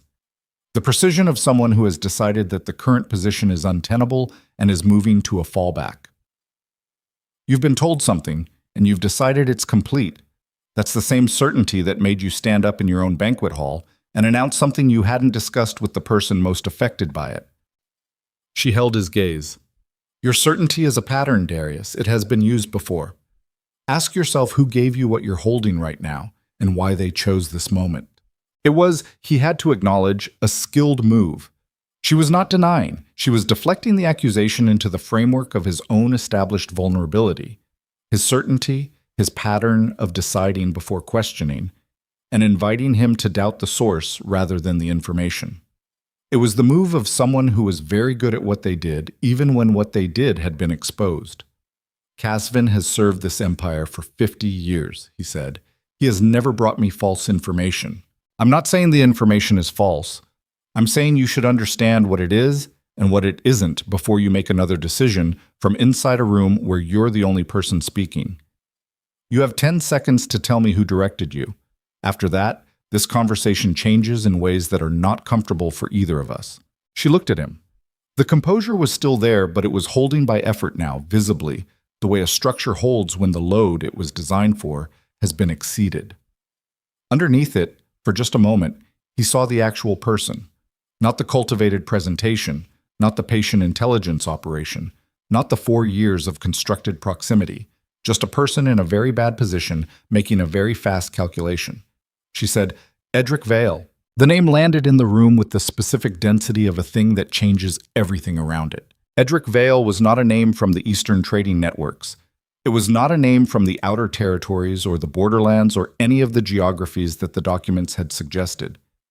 Edric Vale was the Lord Chancellor of the Southmark Compact, a political entity that sat nominally outside the Empire's formal borders, but had been conducting a 40-year low-intensity campaign to destabilize the Thorn Dynasty's southern alliances. He was a man Darius had negotiated against twice in formal settings, and had considered a manageable adversary, present, active, but operating at a level that his counsel had consistently assessed as below the threshold of existential threat. The assessment evidently had been wrong, because if Edric Vale had been running Seraphina Vale inside the Thorn Court for 4 years, inside Darius's private counsels, inside his closest confidants, inside the relationship he had believed was the most personal thing in his life, then the Southmark Compact's operation was not running at a level below the threshold of existential threat. It was already inside the walls. "How much does he have?" Darius said. His voice had changed. It was flat now, stripped of the emotion of the last hour, operating in the register of pure strategic assessment that he could access when he needed to, and that had, in this moment, become necessary. 4 years of council discussions, key diplomatic schedules, the Vareth correspondence before it was sent. She paused. The financial architecture of the Eastern Alliance terms. The terms that haven't been finalized. No. Which meant the Southmark Compact knew the Empire's negotiating floor on the Eastern Alliance before the Empire had finalized it, which meant every negotiation in that territory for 4 years had been conducted against a counterparty who knew exactly what the bottom line was, which meant the economic losses were not incidental friction. They were structural. They had been extracted systematically. He was looking at the most significant intelligence failure in the Thorn dynasty's history, and it had been conducted from inside his personal life by someone he had placed next to himself voluntarily, in the belief that what he was doing was choosing his own future. He thought about Selene, not emotionally. He couldn't afford emotional right now, but strategically. He thought about what she would have done with this information, and the answer arrived with the precision of something he had always known and had chosen not to look at directly. She would have seen it earlier. The mechanism that made her essential to the court's functioning was the same mechanism that would have caught this, the ability to hold the full picture of a situation in her mind, including the parts that were uncomfortable to look at, and to stay looking until the shape resolved. He had removed that mechanism from the court, and in the space its removal created, this had happened. "You're going to cooperate with Lord Casvin's investigation," he said. "Everything, every contact, every communication, every delivery mechanism. You're going to account for all of it." She nodded, not with the compliance of someone who had given up, but with the compliance of someone who has recalculated and decided that cooperation is, for now, the position with the most available options. She was not finished. He understood that. She was simply changing her approach. That understanding, the understanding that even in full exposure, Seraphina Vale was still operating, was itself a piece of information. He called the guard when she left the room. He issued 3 orders in quick succession, each with the crisp specificity of a man who has moved past the experience of the morning and into the operational requirements of the afternoon, because kings do not have the luxury of processing their private catastrophes before the professional ones require response. The orders were for Seraphina's correspondence to be secured, for Lord Casvin to begin formal documentation of the investigation, and for a message to be dispatched, not to the north, not to the Ash Ridge territories, not yet, to the Empire's 3 senior territorial governors, informing them that there would be a delay in the Eastern Alliance finalization while certain procedural reviews were completed. He did not send a message to Selene. He did not know how. He did not know what he would say that would not be, in some way he had not yet fully mapped, another form of the same mistake. Reaching toward her because he needed something, because the ground had shifted and she was the one person who understood the terrain.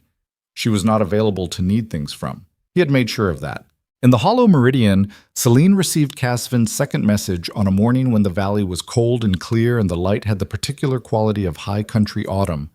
Honest, unfiltered, showing everything exactly as it was. She read it standing in the yard outside the main building, and when she finished, she stood still for a moment with the paper in her hand and let the information arrange itself into its actual shape. Edric Vale, the Southmark Compact, 4 years. She had not known this. She had suspected, in the way she always suspected things when the pattern of events did not quite match the stated explanation, that the situation in the palace was more constructed than it appeared. But she had not had a name or a mechanism, and without those, suspicion remained suspicion. Now it had shape. She looked up at the valley around her, at the settlement that had been waiting for 60 years, at the people moving through their mourning with the purposeful calm of a community that understood what it was part of. And she thought about what Casvin's information meant. Not for Darius, for the Empire. For the fracture lines that had been opening for months along the Eastern Territories, which were not merely the result of her departure, though her departure had accelerated them, but the result of 4 years of systematic extraction of the Empire's negotiating intelligence, which meant 4 years of Eastern allies receiving less than what was owed to them, feeling the deficit without being able to name its source, and drawing the rational conclusion that the Empire was not dealing with them in good faith. The Empire was not dealing with them in good faith. Not because it had chosen to be faithless, but because the mechanism that was supposed to ensure good faith had been compromised at the source. She walked inside. Varath was at the table with the morning's correspondence, which was now substantial enough to require a second person to organize it. "Edric Vale," Selene said. Varath put down the paper she was holding. "I know that name. Southmark Compact. He's been running an operation inside the palace for 4 years." Varath was quiet for a moment. Not with surprise, but with the specific quality of someone encountering a piece of information that confirms a long-held structure. "He's been trying to open the Eastern Alliance territories for independent negotiation. If he had the Empire's floor on the Alliance terms, he's already negotiated around them. The Eastern territories feel cheated because they were, just not by the Empire directly." Selene sat down. "He used the palace, used what was happening inside it as a delivery mechanism." She paused. "Used Darius. And you," Varath said carefully. "Your departure accelerated the fracturing." "Yes." "Which may also have been intended." The thought was not new to her. It had arrived quietly, somewhere in the middle of processing Casvin's information, and she had set it aside to examine properly when she had the space for it. She examined it now. If Edric Vale had been running Seraphina inside the court with the goal of destabilizing the Eastern Alliance architecture, then the optimal outcome for his operation was not merely the extraction of intelligence. It was the removal of the person most capable of detecting and counteracting the damage. The public humiliation at the banquet, the specific form of it, so large and so irrevocable that departure was the only dignified response, may not have been incidental to the operation. It may have been the operation's most important single move. She had been removed from the board by a man who had never met her, working through a woman who had spent 4 years in her house, at her table, using the king she had helped build as the instrument. The specific quality of that realization was unlike anything she had encountered before. Not because it was the largest thing she had survived. She was not sure yet whether she had survived it, but because it required her to hold 2 things simultaneously that her mind wanted to resolve into one. The genuine human betrayal of Darius, which was real and had happened and had cost her in ways she would not finish accounting for a long time, and the political operation that had used that betrayal as infrastructure. Both were true. Neither canceled the other. The pain of the personal thing did not disappear because a larger mechanism had been behind it. The existence of the larger mechanism did not excuse the personal choice. Darius had still stood up in that hall. He had still made that announcement. He had still, in the interval before Seraphina arrived, and in the long months she had been cultivated and positioned, made choices that a man with his eyes fully open might have made differently. She held all of this without resolving it. Then she said, "I need to know the full extent of Vael's operation, not Casvin's preliminary findings. Everything." She looked at Varath. "We have contacts in the Southmark territories." 2, neither current. "Get them current." She stood up. "And I need the correspondence archive from the last 2 years. Every letter I wrote to the Eastern Alliance Pack elders. I need to understand what they were told and when and how it compares to what Vael's people were telling them at the same time. That's going to take days." "Then start now." She was at the door when Varath said, "Selene." She stopped. "This changes your timeline," Varath said, "not a question." "Yes," Selene said. "Everything I planned to build slowly, I am now going to build fast. Because the Eastern territories are sitting in the middle of an active operation by a man who has been extracting their value for 4 years and will continue to do so until someone with the standing to offer them something better comes along and makes the case." She looked at her aunt steadily. "I intend to be that someone." Varath looked at her for a long moment. "You're not doing this to save him." "No," Selene said. "I'm doing this because those territories were always going to be where I was going. and because the people in them deserve to have someone fighting for them who isn't running a 4-year extraction operation. Darius can manage his own situation. It was true. Mostly. She held the mostly privately and did not examine it. Outside the valley, the high country autumn was brilliant and cold, and the empire was fracturing along lines that a patient, intelligent enemy had been cutting for 4 years. And Darius Thorne was sitting in a study 300 miles south, with the full weight of his own certainty folded back on him like a blade. And Selene Ashford was in the hollow meridian learning the shape of what she was and deciding what to do with it. The message arrived from the north at the 4th hour that day. Not from Casvin, not from anyone she recognized. It came with the seal of the Greywood territories, the pack she had spent months cultivating before the banquet, whose elder she had believed was close to formalizing. The message was 3 lines. The first line said that the Greywood Territorial Council had been approached by representatives of the Southmark Compact offering terms. The second line said that the terms were better than anything the Thorne Empire had offered in 3 years. The third line said, "We have not yet accepted. We are waiting to hear from you. We have until the new moon. That is 14 days." She read it standing at the window of the main building, with the valley spread out behind the glass and the cold afternoon light making everything exact and shadowless. 14 days. Not to build a sovereignty, not to finish the long, careful work she had planned. 14 days to make the case for what she was and what she was offering and why the Greywood territories should choose her over the Southmark Compact's resources and the Thorne Empire's damaged credibility. 14 days to become, in public and in practice, the thing she had been in potential and in bloodline and in the long, unglamorous accumulation of a decade's worth of making herself indispensable to people who needed someone to actually see them. She set the message down. She felt the exact shape of the moment she was in, the inadequate timeline, the enemy's superior current position, the fact that the territory she most needed to win was the territory Vielle had specifically targeted, which meant it was the territory where she would be fighting on ground that had already been worked against her. She felt all of it with the cold, clear precision that had always been her most reliable instrument. And underneath the precision, something else. Something she had not expected and did not have a comfortable word for. Not excitement. That was too simple. Not confidence. That required the outcome to already be visible. It was something more elemental. The feeling of a woman who has spent a decade working within a structure built by someone else and has just understood, with the finality of something that cannot be ununderstood, that she is about to build her own. Whatever it cost. She turned from the window. "Verath," she said, "I need every rider we have." The riders left before dawn. Selene watched them go from the valley's upper ridge, 7 of them, moving out through the pre-light in different directions, each carrying a version of the same message calibrated to the specific language of the person receiving it. She had spent the previous night writing those messages herself, not dictating. Writing because the difference between a message in your own hand and a message conveyed through a secretary is the difference between a person speaking and a person being reported. In 14 days, she could not afford to be reported. She needed to be heard. She had not slept.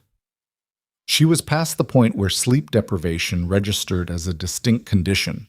It had become simply the texture of the current period, the same way sustained cold becomes not a sensation but a baseline. She stood on the ridge with the cold working at the back of her neck and watched the riders disappear into the gray pre-dawn terrain and did the accounting she had been doing since the night before. What she had, what she needed, what the gap between those two things looked like, and whether 14 days was enough to close it. The Greywood territories were the immediate problem. But the Greywood problem was not separable from the larger problem, which was that Edric Vielle had spent 4 years building a patient infrastructure of influence across the Eastern Territories, and that infrastructure did not disappear because it had been exposed inside the palace. It was still running, it was still operational, and Vielle himself had now received the signal, through Seraphina's exposure, through the obvious disruption to his intelligence pipeline, that the operations cover was gone and that whatever he intended to do with 4 years of accumulated leverage, the window was closing, which meant he would move fast, which meant she had to move faster. She turned and went back down into the valley. Verath was already at the table when she arrived, which was not surprising. Her aunt had a relationship with sleep that Selene was beginning to understand as characteristic of a person who had spent decades operating on the premise that the night was as useful as the day if you had enough to do. "I need the full territorial map," Selene said, "not the Empire's version, ours." Varath pulled a rolled document from the archive shelf and spread it across the table without speaking. The map was older than anything in the palace archives and had been maintained by hand over decades, updated with the patient care of people who understood that an accurate picture of who was where and what they wanted was more valuable than any amount of official documentation. Selene studied it for a long time. She traced the Eastern Territory lines with her finger. The Greywood settlement, the 3 pacts she had already formalized, the Ashford's Crossing territory, whose council was 3 weeks into its own reckoning, the corridor of smaller settlements that ran along the old trade routes between the Ash Ridge and the Southern Highlands. She was looking at the geography the way she had learned to look at any complex system, not as a collection of individual pieces, but as a pattern, a structure with its own internal logic, its own pressure points, its own places where a well-applied force would move things that could not be moved directly. "Vale's people are in Greywood," she said, "but they're also in at least 2 of the settlements along the old Meridian trade route. The correspondence I reviewed last night, the timing of it." She paused. "He's been building a parallel track, not just extracting from the Empire, building his own network through the same territories. A replacement architecture," Varath said. "If the Empire fractures along the Eastern line, he wants to be the thing the Eastern territories turn toward. And he has a 4-year head start." Selene straightened. "Which is why Greywood is not the primary objective." Varath looked at her. "Then what is?" "Vale himself." She held her aunt's gaze. "Greywood's council is waiting because they know something is wrong with both options currently available to them. The Empire's option is damaged. They can feel it even if they don't have the full picture of why.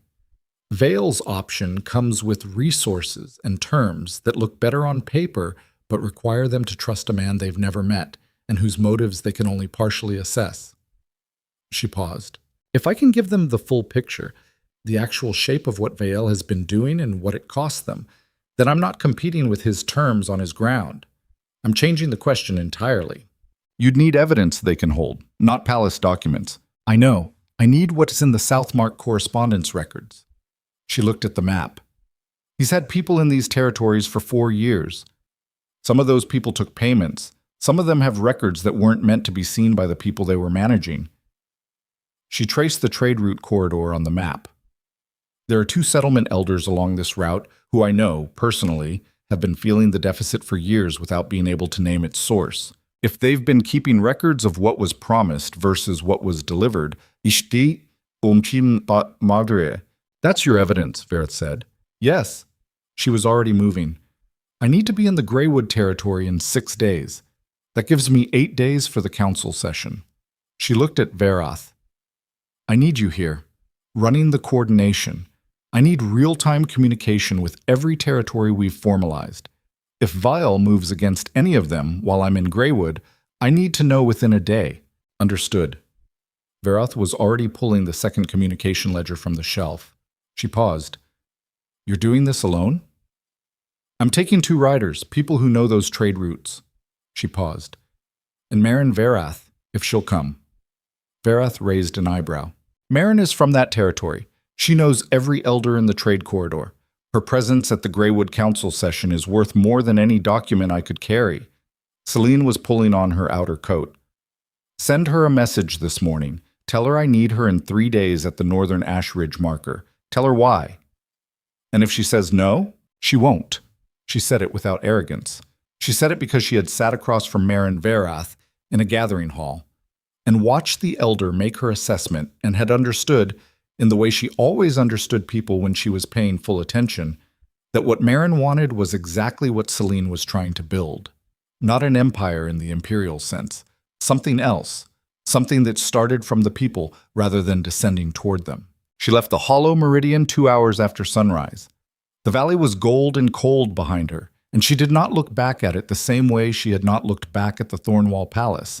Not because she was finished with it, but because looking back was not the direction the next 14 days required. In the Thornwall Palace, things were moving at the specific speed of a court, that has just discovered it has been compromised and is trying to determine, simultaneously, the extent of the compromise, the appropriate response, and how to prevent the discovery from becoming public knowledge before it can be managed. It was a speed Darius recognized from external crisis.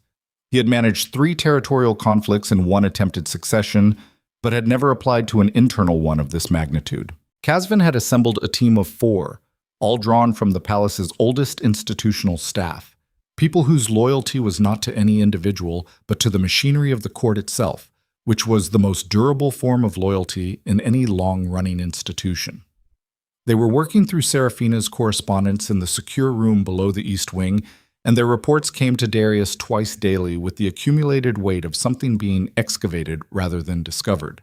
The scale was larger than the initial documents had suggested. Edric Vale's operation had not merely been feeding intelligence outward, it had been simultaneously feeding selected information inward, shaping what Darius received on the Eastern Territories, which reports were flagged as urgent, and which were filed in the lower priority stack, which territorial communications were routed through Seraphina's review before reaching the king's desk, and which were not.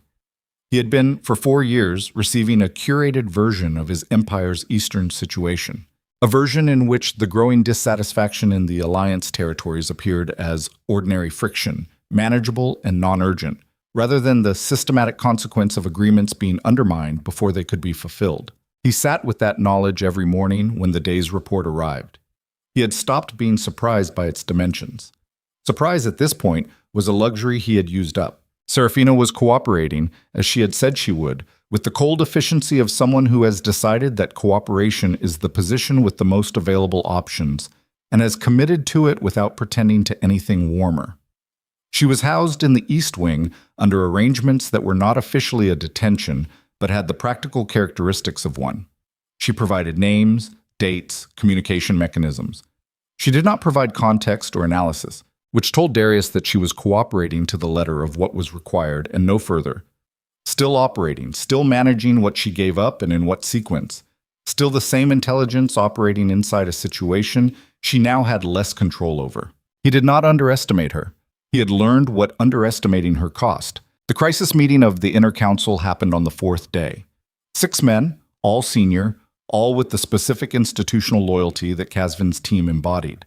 Darius laid out what they had, what it meant, and what he intended to do about it.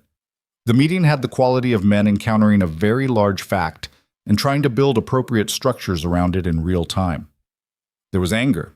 There was the specific disciplined anger of people who understand that emoting at a crisis is a form of abandonment, that the crisis requires something colder and more useful. Lord Hadwin Carrick, who was present because Darius had wanted at least one person in the room whose judgment had been calibrated by 50 years of political weather, listened to the full briefing without speaking. When Darius finished, Hadwin said one thing. "Where is Selene?" It was not a question about her location. Everyone in the room understood that. "North," Darius said. "Then you need to decide today what this empire is going to do about the fact that its best diplomatic instrument is currently building an independent operation in the territories that are also Vale's primary target." Hadwin's voice was its usual angular precision. "Because if she gets to those territories before you have a position, you will have no position." "She's not our enemy," Darius said. "No. She's something more complicated than an enemy. She's a sovereign in the making who has every reason to be angry at this institution and every competence to make something of it, and no particular motivation to wait for us to sort out our internal situation before she acts on her own." He looked at the king without apology. "She is also, if your intelligence is correct, the only person in a 300-mile radius who understands Vale's operation well enough to counteract it in the time available." The room was quiet. "You're suggesting an approach?" Darius said. "I'm suggesting you stop losing time," Hadwin said. "Every day you manage the internal situation and do not communicate with her is a day she operates independently. In 14 days, the Greywood territory makes a decision. If she wins that council and you have not been in contact, you will have no standing to negotiate with any territory she brings under her banner. None." He leaned forward. "Go to her, Darius. Not as a king to a subject. Figure out what that means and do it. What Hadwin was describing required something from Darius that none of his training had specifically prepared him for: the complete abandonment of positional advantage as the framework for engagement. He was a king. He had operated for his entire adult life from the premise that his position was the primary instrument of his authority. The idea of approaching someone without that instrument, of arriving at a negotiation in which he was not the person with more structural power, was, he recognized, the thing he most needed to do and the thing he was least conditioned to do comfortably. He understood, somewhere in the cold, clear space the last 4 days had opened in him, that his discomfort was information. That the discomfort of doing something his certainty had always protected him from was exactly the thing Selene had been trying to tell him about on the last night in the palace corridor. Being truly known by someone requires you to be accountable to what you actually are. He had chosen out of that accountability. He was choosing back into it now. He left with 2 guards and Kazvan on the 5th day, before the morning bell, in plain traveling clothes and without the heraldic markings of the crown. It was the first time in 9 years he had moved through his own territory without the visual grammar of his position announcing him. The anonymity was disorienting in the way of a sensory change that turns out to have been ambient. You only register it when it's altered. He had been the king for so long that the condition of being simply a man moving through a landscape was theoretical. Now it was actual, and actual was harder. They rode hard for 3 days. The territory changed character as they moved north. The managed, maintained infrastructure of the palace districts giving way to the older, more self-sufficient texture of the outlying packs, and then to the high country terrain that had no particular relationship with any center of power and wore its independence in its geography. The Ash Ridge line appeared on the second afternoon as a long, dark escarpment against the sky, and Darius understood, looking at it, why the territories beyond it had always felt remote from the palace's perspective. Not because the distance was impassable, but because it required commitment. You did not pass the Ash Ridge by accident. You did it on purpose. He passed it on purpose. The high country north of the ridge was not what he had expected, which told him something about the accuracy of the picture he had been receiving. The palace's reports on these territories described them in language of inadequacy, underdeveloped, undersupported, requiring crown attention they had not received. What he was riding through was something else. The settlements were organized, functional, carrying the self-possessed quality of communities that had built their competence without outside validation, and had no particular interest in being assessed by people who hadn't been paying attention. He passed through 2 of them and received the same reception in both: measured, watchful, neither hostile nor welcoming, the careful neutrality of people who had decided not to decide yet. He was a day's ride from the Ash Ridge marker, where Kazvan's information suggested Selene had arranged a meeting point when the rider came from ahead of him. Not one of his.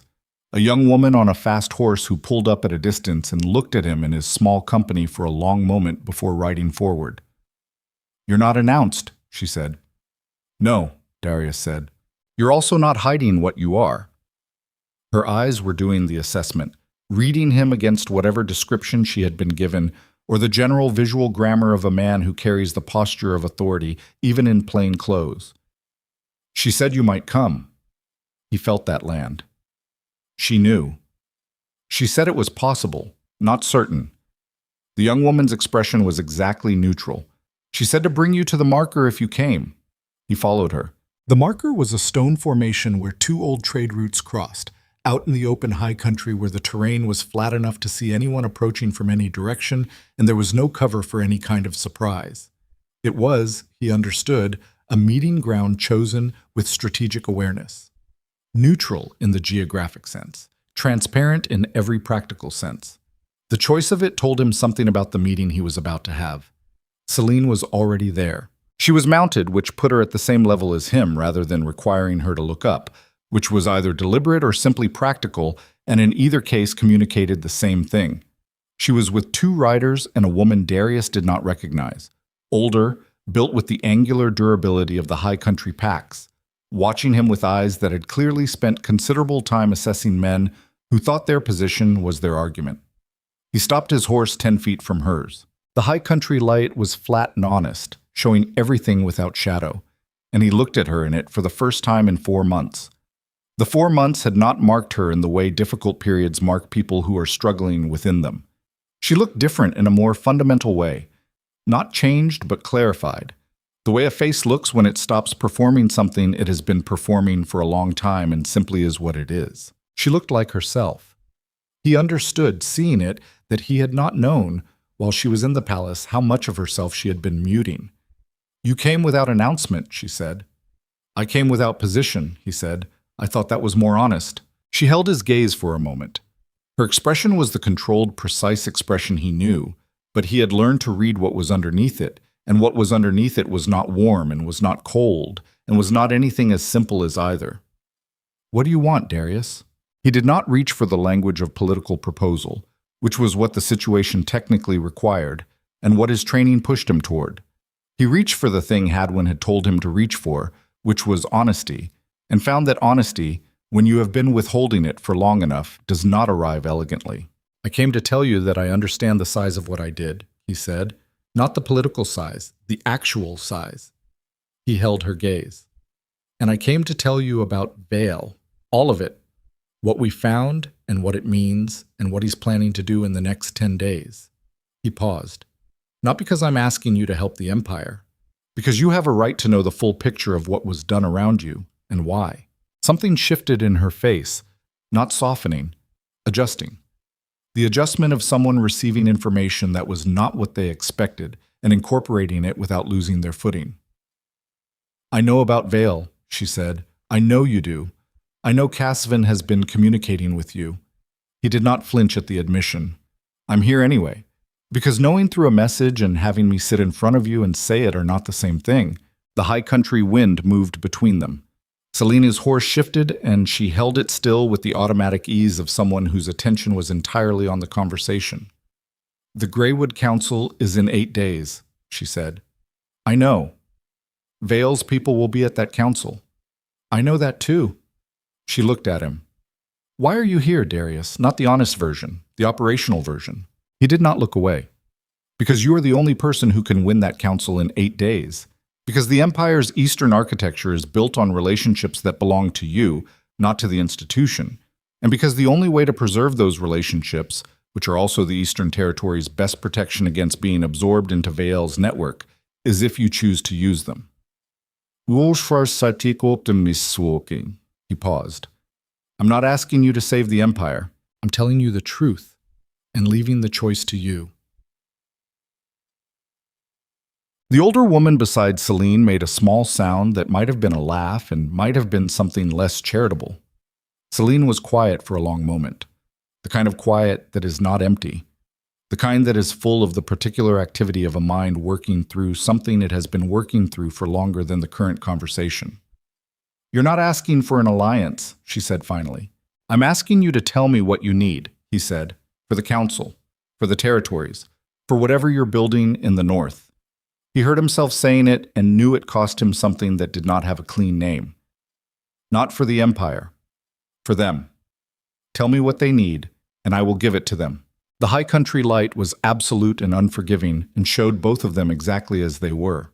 A man who had made a catastrophic error and had arrived without the armor of his position to say so, and a woman who had built something out of the aftermath of that error and was now deciding what to do with the person who caused it. She looked at him for a long time, then she said, "Ride with me." He moved his horse alongside hers, and they rode east together, toward the trade route corridor where Selene's first stops were waiting, and Casvin and the older woman and the 2 riders fell in behind them, and the high country opened out ahead in the flat, brilliant light, and neither Selene nor Darius spoke for the first mile. The silence had a different quality from the silences in the palace. It was not managed. It was not performed. It was the silence of 2 people who had said something true to each other for the first time in a long time and who were now riding through the consequence of it and who did not yet know, could not yet know, what the consequence was going to cost, or whether the cost was one that could be shared. On the evening of the second day of riding, a message reached them at a way station in the trade corridor. It had come fast, relay-ridden, through 3 different hands. It was addressed to Selene. She read it. Darius watched her read it. He watched her face do the specific thing faces do when information arrives that is larger than the container of normal expression. The brief, comprehensive stillness before the processing begins. She looked up. Her eyes were exactly level, exactly controlled, and in them was something that was not fear but was adjacent to it. The particular alertness of a person who has just received confirmation that the scale of what they are dealing with is larger than they calculated. Vale moved, she said. He's not waiting for the Greywood Council. What did he do? He sent a force into the Ashford's crossing territory this morning. She held the message steady in her hand. Not a military force, a financial one. He's offering them a formal compact, an official alternative to both the Empire and anything I'm building. She paused. He's given them 72 hours to decide. 72 hours. Not 8 days, not 14 days. 72 hours designed to force a decision before Selene could reach them, before Darius could mount any institutional response, before the full picture of what Vale had been doing could reach the people whose decision would anchor everything. Selene was already calculating. He could see it in the quality of her stillness. She was running the map in her head. Distances, time, what was reachable and what was not, and what decision had to be made right now, before the morning, before another hour passed. She looked at him, and in the look was the entire weight of everything that had happened between them, and everything that had not happened, and everything that still remained to be determined, and underneath all of it, one clear, cold, operational question. "Can you ride through the night?" she said. He met her eyes. "Yes," he said. She turned her horse. The dark was coming down fast over the high country trade corridor, and the way station lights were the last warmth visible in any direction, and ahead of them the territory that was about to decide the shape of the next decade was waiting in the dark, and they rode toward it together, the king who had chosen wrong, and the woman who had been building something out of the wreckage, and the night swallowed them both. And whether what they were riding toward was an empire saved or an empire ended, or something no one had yet thought to name, was a question that would not have its answer until they arrived. They rode through this night without stopping except twice, once to water the horses at a stream crossing, once when Selene's lead rider came back from the front of the column to report that the trade road ahead had been blocked by a felled tree. Deliberate, positioned, the kind of obstacle that announces itself as a message rather than an accident. They went around it through the scrub terrain to the east, losing 40 minutes, and nobody said anything about what the obstacle meant because what it meant was already understood. Vale's people knew they were coming. The 72-hour clock was not merely a deadline for the Ashford's Crossing Council, it was a compression mechanism. Force the decision before the counterargument could arrive. The sky was beginning to gray at the edges when they reached the outer settlement of the Ashford's Crossing territory. The settlement was awake already, not with the ordinary activity of an early rising community, but with the particular alertness of people who have been told something is coming and are waiting for it to arrive. Lights in windows, people in doorways, the tight, careful atmosphere of a community holding itself together while its leadership deliberates in the main hall 2 streets over. Selene did not stop at the outer settlement. She rode straight through to the hall. Darius rode beside her and watched the people watching them, and what he saw in their faces was not the deference he was accustomed to receiving as king, and not the hostility he might have expected given the condition of the Empire's relationship with these territories over the last 4 years. What he saw was something more complicated and more honest. The expression of people who have been failed by something they were supposed to be able to trust, and who are now in the process of deciding whether to trust anything again, and who are therefore watching every person who approaches them with the complete, exhausting attention of communities that cannot afford to be wrong. He understood riding through that settlement in the gray pre-dawn, something he had not understood from the palace. The cost of the intelligence operation against these territories was not primarily financial. It was this specific quality of watchfulness, this exhaustion of having to treat every approach as potentially compromised. 4 years of being managed against their own interests had not broken these communities, but it had changed them in ways that were going to take a long time to repair, and the repair was not going to come from institutional gestures or renegotiated terms. It was going to come from time and consistency and the particular patient work of demonstrating repeatedly that the trust was warranted. He had a great deal of that work ahead of him. He understood that in the Ashford's Crossing settlement at dawn with the cold working at his face, and the particular specific humility of a man who has arrived at the full scope of his own accounting. The council hall was a long, low building with the practical architecture of the high country territories, built for function, heated by two large central fires, currently occupied by 9 people arranged around a table with the formal seating of an active deliberation. They looked up when Selene entered. Their expressions varied: recognition, relief in some cases, wariness in others, and in 2 faces that Darius read as Vale's representatives. A rapid calculation that was not hidden as well as they probably intended. Vale's people were already in the room.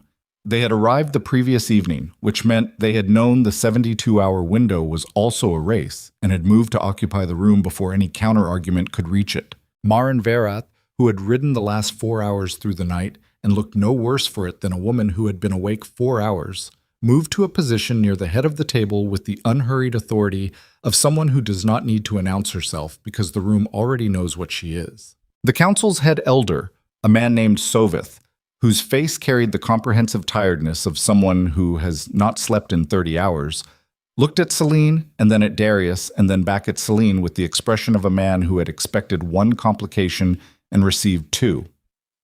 "You brought the king," he said. "He brought himself," Selene said. She moved to a standing position across the table from Vael's representatives, not sitting, which kept her at a different operational register from the negotiating posture.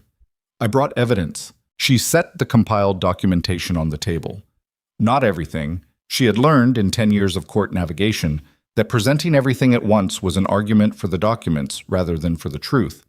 She presented the specific pieces that were irrefutable. The correspondence records from the trade corridor elders showing what had been promised versus what had been delivered, cross-referenced with the timeline of Seraphina's intelligence transfers, which demonstrated the mechanism by which the gap had been engineered. It was a clean, traceable line from Vael's operation through the palace's corrupted intelligence picture, through the specific decisions that had shorted these territories. And it was presented in the language of people who kept their own records. Not palace language, not the abstracted terminology of court documentation, but the practical accounting of communities who understood that the gap between promise and delivery was not theoretical. It had been lived. The room read it. The council elders read it with the focused, careful attention of people for whom the information in it was not abstract but personal. They were looking at documentation of things that had happened to them and had not previously had an explanation. Vael's 2 representatives did not read it. They waited. When the council finished, Soveth looked up at the 2 men across the table. His expression had changed. It had not become angry, which Darius had expected.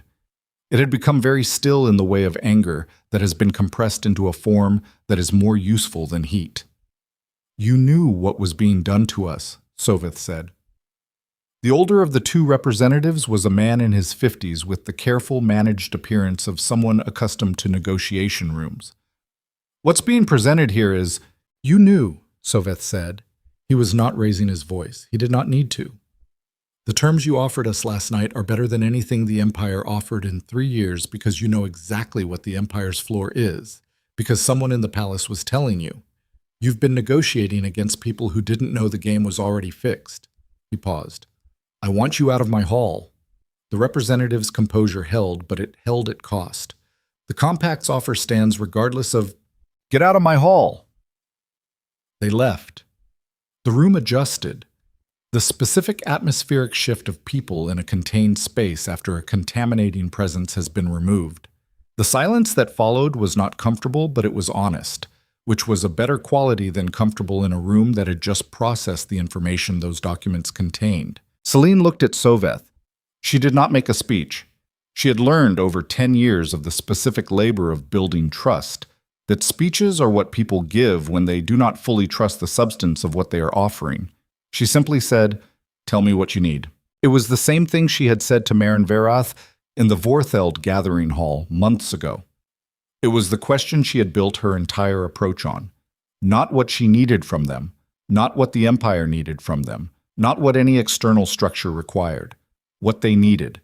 The inversion of the imperial model of engagement, which descended from the center outward with a predetermined offer and expected the territories to accommodate themselves to it. Soveth looked at her for a long moment. He was a man who had been governing this territory for 20 years and had developed, over those 20 years, a comprehensive skepticism about any person who arrived from outside with the posture of helping. The skepticism was earned. She did not try to talk him out of it. We need the trade route rights formalized under something that doesn't depend on the palace changing its mind, he said. We need documentation that holds independent of any individual in power. You'll have it, Selene said, under the Moon's sovereignty's charter, which is not subject to the Empire's internal decisions. Soveth looked at Darius, direct, undecorated. And the Empire. Darius met his gaze. He did not reach for the language of royal prerogative or territorial authority. He said, the Empire's position on these trade route rights is that they belong to you. They always did. The documentation that said otherwise was produced by a corrupted process and will be formally revoked. He paused. I can give you that in writing today. Writing from the Empire has a record, Soveth said. I know, Darius said. That's not an argument I can make you discard. It's a record I'm going to have to earn past. I understand that. He held the elder's gaze. I'm telling you what I can do today. What comes after that is going to have to be demonstrated over time. I'm not going to ask you to trust me. I'm going to ask you to watch. Soveth looked at him for a long time, the eyes of a man who has been watching for a long time and who knows both the value and the limitation of that skill. Watch, the elder repeated. He said it in a way that was neither acceptance nor refusal. He said it like a man taking something under consideration who has not yet decided what to do with it. All right. The Ashfords' Crossing Council did not formalize that morning. That had never been realistic, and Selene had not ridden through the night expecting it to be. What happened was something more durable than formalization. The conversation happened. The actual conversation, with the actual information on the table, between people who were no longer operating on the curated version of events that Vael's operation had been maintaining for 4 years. The terms Vael had offered were dissected in the morning's subsequent session and found to contain, underneath the favorable surface numbers, an arbitration clause that would have made the Southmark Compact the final authority on any disputed territory claim. A provision that, had it been accepted under the pressure of the 72-hour deadline, would have transferred effective sovereignty over the Eastern Trade Corridor to an external power within a decade. The Council's legal elder found it in the 4th hour of the session. He read it aloud in the specific flat voice of someone who has just confirmed something they suspected and would have preferred not to find. The room's temperature changed. Selene did not say, "I told you so." She did not say anything. She let the room sit with what it had found, which was the most powerful thing she could do. Let the information land in its own weight without the interference of commentary. After the session, Soveth walked with her outside the hall into the cold morning. The Ashfords' Crossing settlement was going about its day around them, and the ordinariness of it, the children, the work sounds, the domestic evidence of a community continuing to function in the middle of a crisis it had not asked for, had the particular quality that ordinary life always has when you have spent the night riding towards something that might have gone worse than it did. She's something, Soveth said, with a tilt of his head back toward the hall where Marin Verath was still in session with 2 of the council elders, conducting the kind of peer-to-peer territory conversation that no palace representative could replicate. She is, Selene agreed. How many territories have you formalized? 7, as of this week. Greywood will be the 8th if their council session goes the way the morning has gone. Soveth was quiet for a moment. He looked out at the settlement. What you're building. The Moon's sovereignty. What does it actually look like when it's finished? Selene considered this question with the seriousness it deserved. It looks like this, she said. This conversation. This morning. People with the actual information making their own decisions without someone else's thumb on the scale. She paused. The structure exists to protect that, not to replace it with a different version of the same top-down arrangement. Soveth nodded slowly. The nod of a man who has heard many descriptions of good governance in his life and is running this one against the full archive of his experience. And the Empire, he said, what happens to it? That's not my question to answer, she said. That's Darius's. But you rode here together. We rode here together, she said. That's as far as I know. It was honest. She was operating at this point in the specific register of honesty that does not extrapolate beyond what is actually known, a discipline she had developed over years of watching people in positions of authority make confident declarations about futures they could not see, and pay the cost of those declarations when the future arrived as something else. She did not know what came next between her and Darius. She knew what had happened the night before, the night ride, the hours of conversation in transit that had been neither a negotiation nor a reconciliation, but something more difficult and more real than either, the specific experience of two people who have hurt each other and been hurt by things larger than themselves, trying to speak accurately about all of it in the dark while moving fast towards something that required their full operational attention. She knew that conversation had happened and that it had been necessary, and that what came after it would take longer to know than she currently had time for. The Greywood Council session was in 5 days. She had work to do. She found Darius at the settlement's outer edge, where the trade road ran east toward the Ash Ridge. He was standing with Casvin in the particular posture she had always known in him, the posture of a man holding himself accountable for something in his own interior while appearing, to anyone watching from outside, simply to be looking at a road. She had always been able to read the difference. That had been part of the cost of knowing him well. She stopped beside him. Casvin moved away with the tactful efficiency of a man who has been reading situations correctly for 50 years. Sovith will formalize within the month, she said. Not today. But he's not going to Vale. I know. Darius did not look at her immediately. He looked at the road. I've been thinking about what you said. In the council hall. Which part? That the structure exists to protect the conversation, not replace it. He turned to look at her. In the morning light, he looked his age, which he had not always looked. He was 41, and the last several months had finished some process in his face that his certainty had been holding in suspension. He looked like a man who has encountered the full consequences of his own choices and is not trying to manage the appearance of it.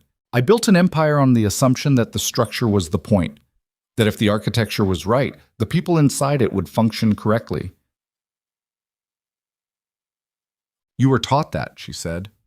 It was not a defense of him. It was a description.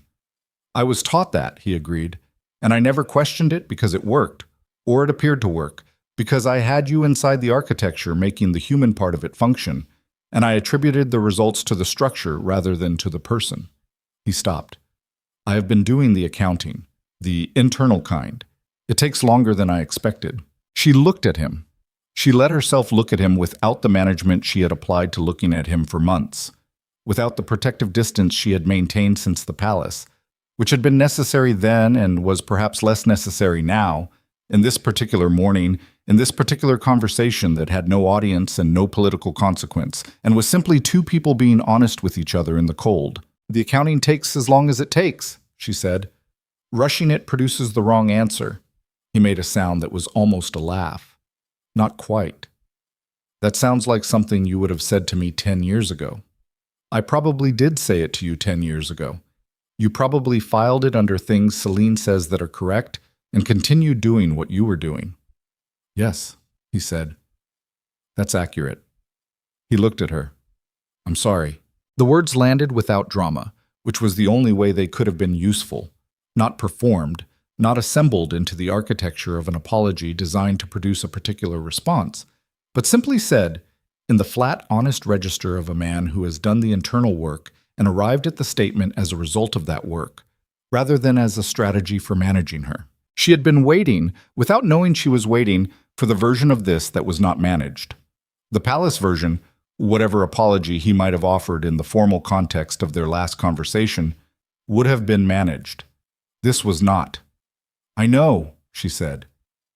They were quiet for a moment. The settlement continued its mourning around them, a cart going past, a child's voice somewhere. The ordinary world doing what it always did, which was continue. I'm not coming back, she said, not with cruelty. As information. To the palace, to the Luna position, to any arrangement that has me inside your structure without standing of my own. I'm not doing that again. I'm not asking you to, he said. I know you're not. I'm saying it because I need it to be said clearly in this conversation, on this morning, so that whatever comes after it doesn't have any ambiguity about what I mean. Understood, he said. Then after a pause, what comes after it? She looked out at the road, the ash ridge in the distance, the high country terrain running east and west, the shape of the territory she was building, which was not abstract anymore. It had names, faces, specific conversations in specific halls, the particular human texture of something that was being constructed from the ground up by people who had chosen it. The moon sovereignty formalizes its charter next month, she said. 7 territories, possibly 8. Independent governance structure. Trade route rights documented and protected. An arbitration mechanism that doesn't require a palace to function. She paused. The empire and the sovereignty are going to be neighbors. Neighbors can have working relationships or they can have conflicts. I'd prefer a working relationship. As would I, he said. A working relationship between equal standing parties, she said. Not a subordinate arrangement. Not the sovereignty folding into the empire's territorial architecture. 2 separate entities with a formal agreement about shared borders and mutual interests. That's going to require, I know what it requires, she said, from both sides. I'm telling you what I'm willing to build. Whether the empire is willing to build toward it is your answer to give, not mine. He was quiet for a moment. She watched him process it, not the political processing, though that was happening, but the personal one, which was the more difficult computation. The understanding that the woman standing next to him had made something out of the aftermath of his choices that was now, by any honest measure, his equal in structural terms, and that the relationship he was being offered was not a reconciliation of what they had been, but a negotiation of what they could be from where they actually were. This is the thing that power rarely encounters and never prepares for. The moment when someone it has underestimated builds their own table and invites you to sit at it as a peer, rather than as the person who determines what the table looks like. Darius Thorne had been the person who determined what the table looked like for long enough that occupying the other position required him to do something that did not come naturally. Let the shape of the arrangement be determined by someone else's terms, without his certainty smoothing it into something more comfortable. He did not smooth it. Yes, he said. The empire is willing to build toward it. She looked at him. In her eyes was neither the warmth of the 10 years before, nor the distance of the months after. Something else. Something that was perhaps what existed between 2 people who have hurt each other and been shaped by the experience and are choosing to continue with their eyes open. It was not simple. She had not expected it to be. Then we have something to work with, she said. The Greywood Council session happened 4 days later, in a hall larger than the Ashford's Crossing Hall and with more people in it. The full Territory Council, plus representatives from 2 neighboring settlements who had asked to observe. Vale's people did not attend. The information from the Ashford's Crossing session had moved through the trade corridor faster than Selene had anticipated, which told her something about the state of the communication networks between these territories. They had been sharing information laterally for years, independently, building their own understanding of the situation without any formal structure connecting them. The sovereignty was not introducing something foreign. It was giving shape to something that already existed. Selene presented the Moon Sovereignty's charter to the Greywood Council on the 2nd day of the session. She read it herself, standing, in the quiet voice she used when she wanted people to actually hear what she was saying, rather than being impressed by the performance of it. The charter was not long. It was specific. It named what the sovereignty was, what it protected, what it required from its member territories, and what it committed to in return. It was the document she had spent months drafting and redrafting in the Hollow Meridian's archive room, starting over when she realized she was writing in palace language and beginning again in something closer to the language of the people it was meant to serve. When she finished, the room was quiet. Not the waiting quiet of people expecting further argument. The quiet of people sitting with something they have just heard and finding it does not require further elaboration. The Greywood Elder, an older woman named Thessaly, who had the precise, unhurried manner of someone who had been governing a territory for long enough to have stopped performing governance and simply be practicing it, looked at Selene across the table. "You wrote this yourself," she said. Not a question. "Yes. There are things in here that a lawyer would have padded into 3 times the length. I know, I removed the padding." Thessaly's expression held something that might, in a younger face, have been called a smile. "We have 1 amendment request, the arbitration mechanism's timeline in Article 4. "Tell me what you need it to be," Selene said. Thessaly told her. The amendment was reasonable. Selene accepted it without negotiation because it was the right amendment, and negotiating it would have been a performance of power she was not interested in. Thessaly registered the immediate acceptance with the slight narrowing of eyes that meant she had noticed and had filed it. The Greywood territory formalized before sundown. Selene stood in the hall afterward, after the formal exchange and the settling of the administrative details, and looked at the charter sitting on the table with the signatures of 8 territory representatives on it. The hollow meridian sigil at the top. 8 lines of ink below it, representing 8 territories. 8 groups of people who had decided that this specific structure, built from the ground up by a woman who had been discarded by an empire and had built something out of the discarding, was the arrangement they were choosing. She felt the weight of it in a way she had not felt the weight of anything in a long time. Not triumph, something quieter and more durable. The specific feeling of a thing that has been constructed from the actual materials of actual experience and that will, therefore, have a real chance of standing. Marin Verath appeared beside her and looked at the document. 8, Marin said. 8, Selene agreed. There will be more. Yes. Marin was quiet for a moment. You know what you've done, right? It's not just the territories. I know. You've shown people that this kind of thing is possible. That's harder to undo than any political arrangement. The elder looked at her with the direct, assessing gaze she had used in the Vortheld gathering hall on their first meeting. The gaze of a woman who has been evaluating people for survival information for most of her life, and very rarely needs to revise her initial read. I wasn't sure, when you came to us, whether you were the thing you appeared to be or the thing most people in your position tend to be.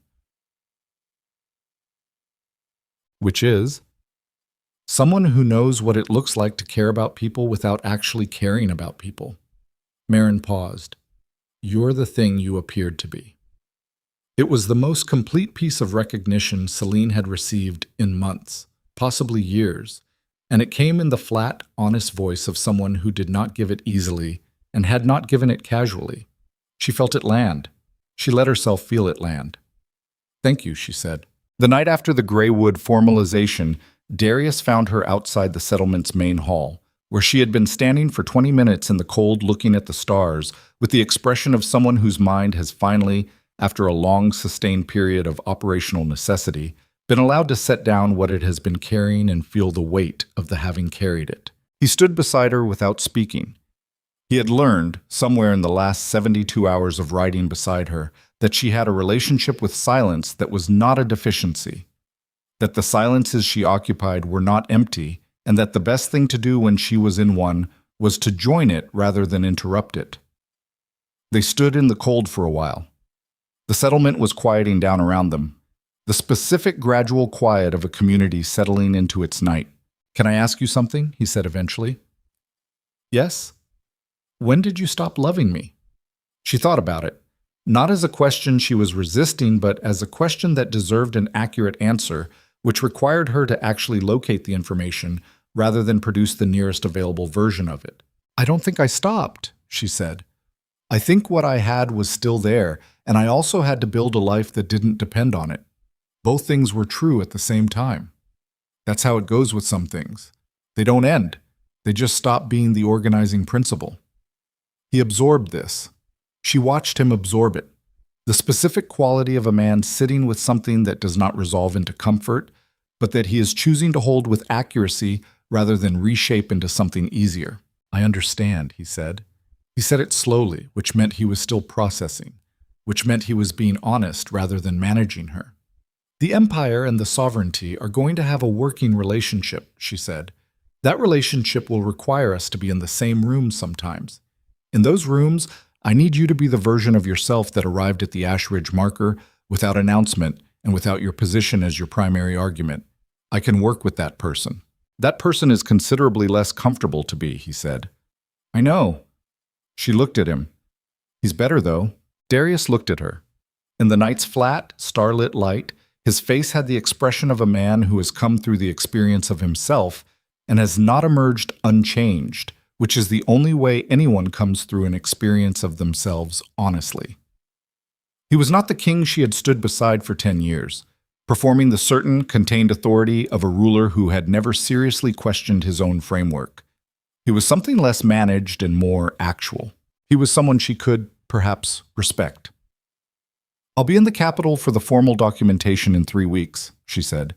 The sovereignty's charter registration. It's a legal proceeding. It will require the empire's acknowledgement of the charter's standing. You'll have it, he said. I know I will, she said, because if I didn't have it, I'd get it through other means, and we both know that. And you know it's better for everyone if we do this with paperwork rather than with the alternative. She said it without heat. It was simply the accurate description of the situation. He almost laughed. The almost laugh of a man who recognizes the specific dry precision that was always one of her most characteristic qualities and has not heard it in months and finds its return both painful and clarifying in equal measure. 3 weeks, he said. 3 weeks. He went inside. She stayed outside for another long time, standing in the cold with the stars doing what stars do, remaining entirely indifferent to the specific human events happening below them, which was one of the things she had always found useful about stars. The historians who would later write about this period, and there would be historians because what happened in the Eastern Territories in those 14 days became the kind of event that subsequent generations found themselves perpetually returning to, trying to understand how the architecture of a political order changed so completely in such a short time. The historians would debate its meaning. Some would frame it as the account of an empire's failure and partial recovery. Some would frame it as the founding of the moon's sovereignty and treat the earlier events as context. Some would try to make it primarily a story about Edric Vale and the Southmark Compact, because adversaries make useful explanatory engines, and Vale was a comprehensive adversary who was subsequently removed from his position by the Compact's own governing council when the full documentation of his operation became public, as Selene had ensured it did. But the historians who understood it most completely were the ones who recognized that the central event was not the political one. It was the human one. It was the specific thing that happened when a woman who had been told, through the accumulated evidence of 1,000 choices, that her value was conditional on someone else's acknowledgement of it, decided to find out what she was worth on her own terms. What she was worth, it turned out, was 8 territories and a charter, and the trust of people who had been waiting for someone to ask them what they needed. The moon sovereignty formalized its charter at the Hollow Meridian 1 month later. Selene stood in the valley she had ridden into in autumn and read the charter aloud to the assembled representatives of 9 territories. Greywood had brought a neighboring settlement with them as a late addition, and the sigil above the valley's gate, the one that had been there for 60 years, was no longer the mark of something waiting. It was the mark of something that existed. Varath stood in the back of the assembly hall and watched her niece stand at the front of the room with the charter in her hands and the specific quality of a person who has arrived, not at a destination, but at the beginning of the actual work. She looked like the moon sovereigns in the old portraits, not in face, but in posture.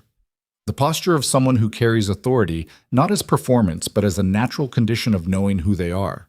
After the assembly, when the hall had cleared to the celebratory noise of the yard outside, Selene found her aunt at the archive table. "Well," Varath said. "Well," Selene agreed.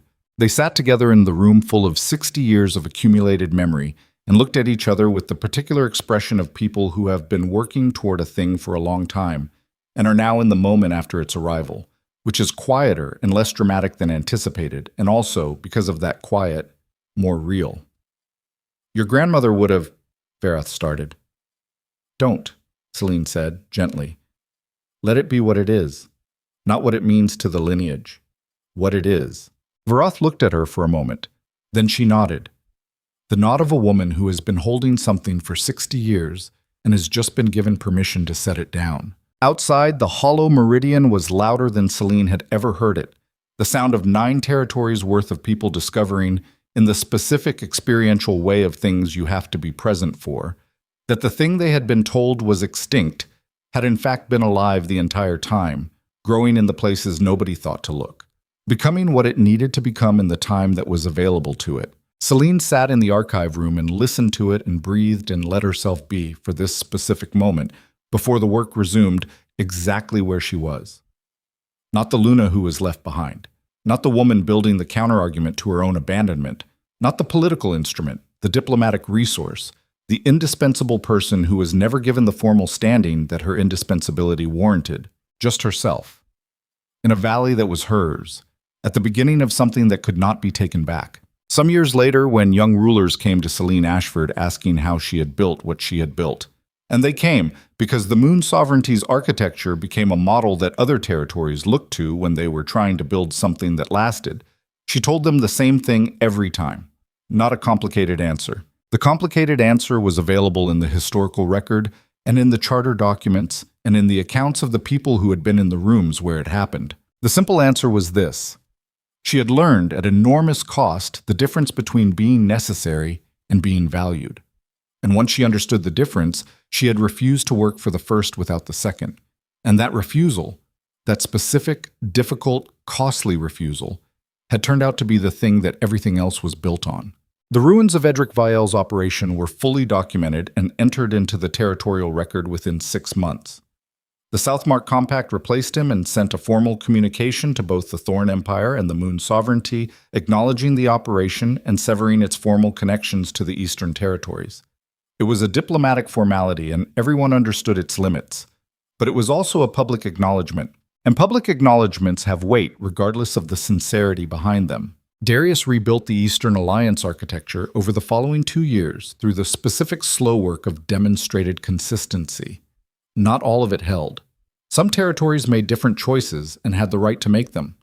What held was enough, and enough, he had learned at considerable cost, was the accurate measure. Not everything. Enough. He and Selene met 6 times in the first 2 years. Formal meetings, documented, with agendas and representatives on both sides. The meetings were productive. They were also in the specific peripheral way of interactions between people who have a complex personal history and have chosen to build something functional on top of it, something more than productive. They were honest. Whatever else had been lost, the capacity for honesty between them had survived, perhaps because surviving everything else had stripped away the things that had previously made honesty optional. He never asked her again if she could love him. He understood what she had told him about the organizing principle, and he did not require her to restate it. She never closed the door with finality, which was not the same as leaving it open. It was the more accurate thing, which was this. She did not know. And she had learned, more thoroughly than she had ever learned anything, the cost of acting on certainty before the certainty was warranted. So she left it in the condition of not knowing and did the work in front of her and let the future arrive as itself, rather than as the shape she had decided it should have. That too was a kind of sovereignty, the hardest kind and the most durable.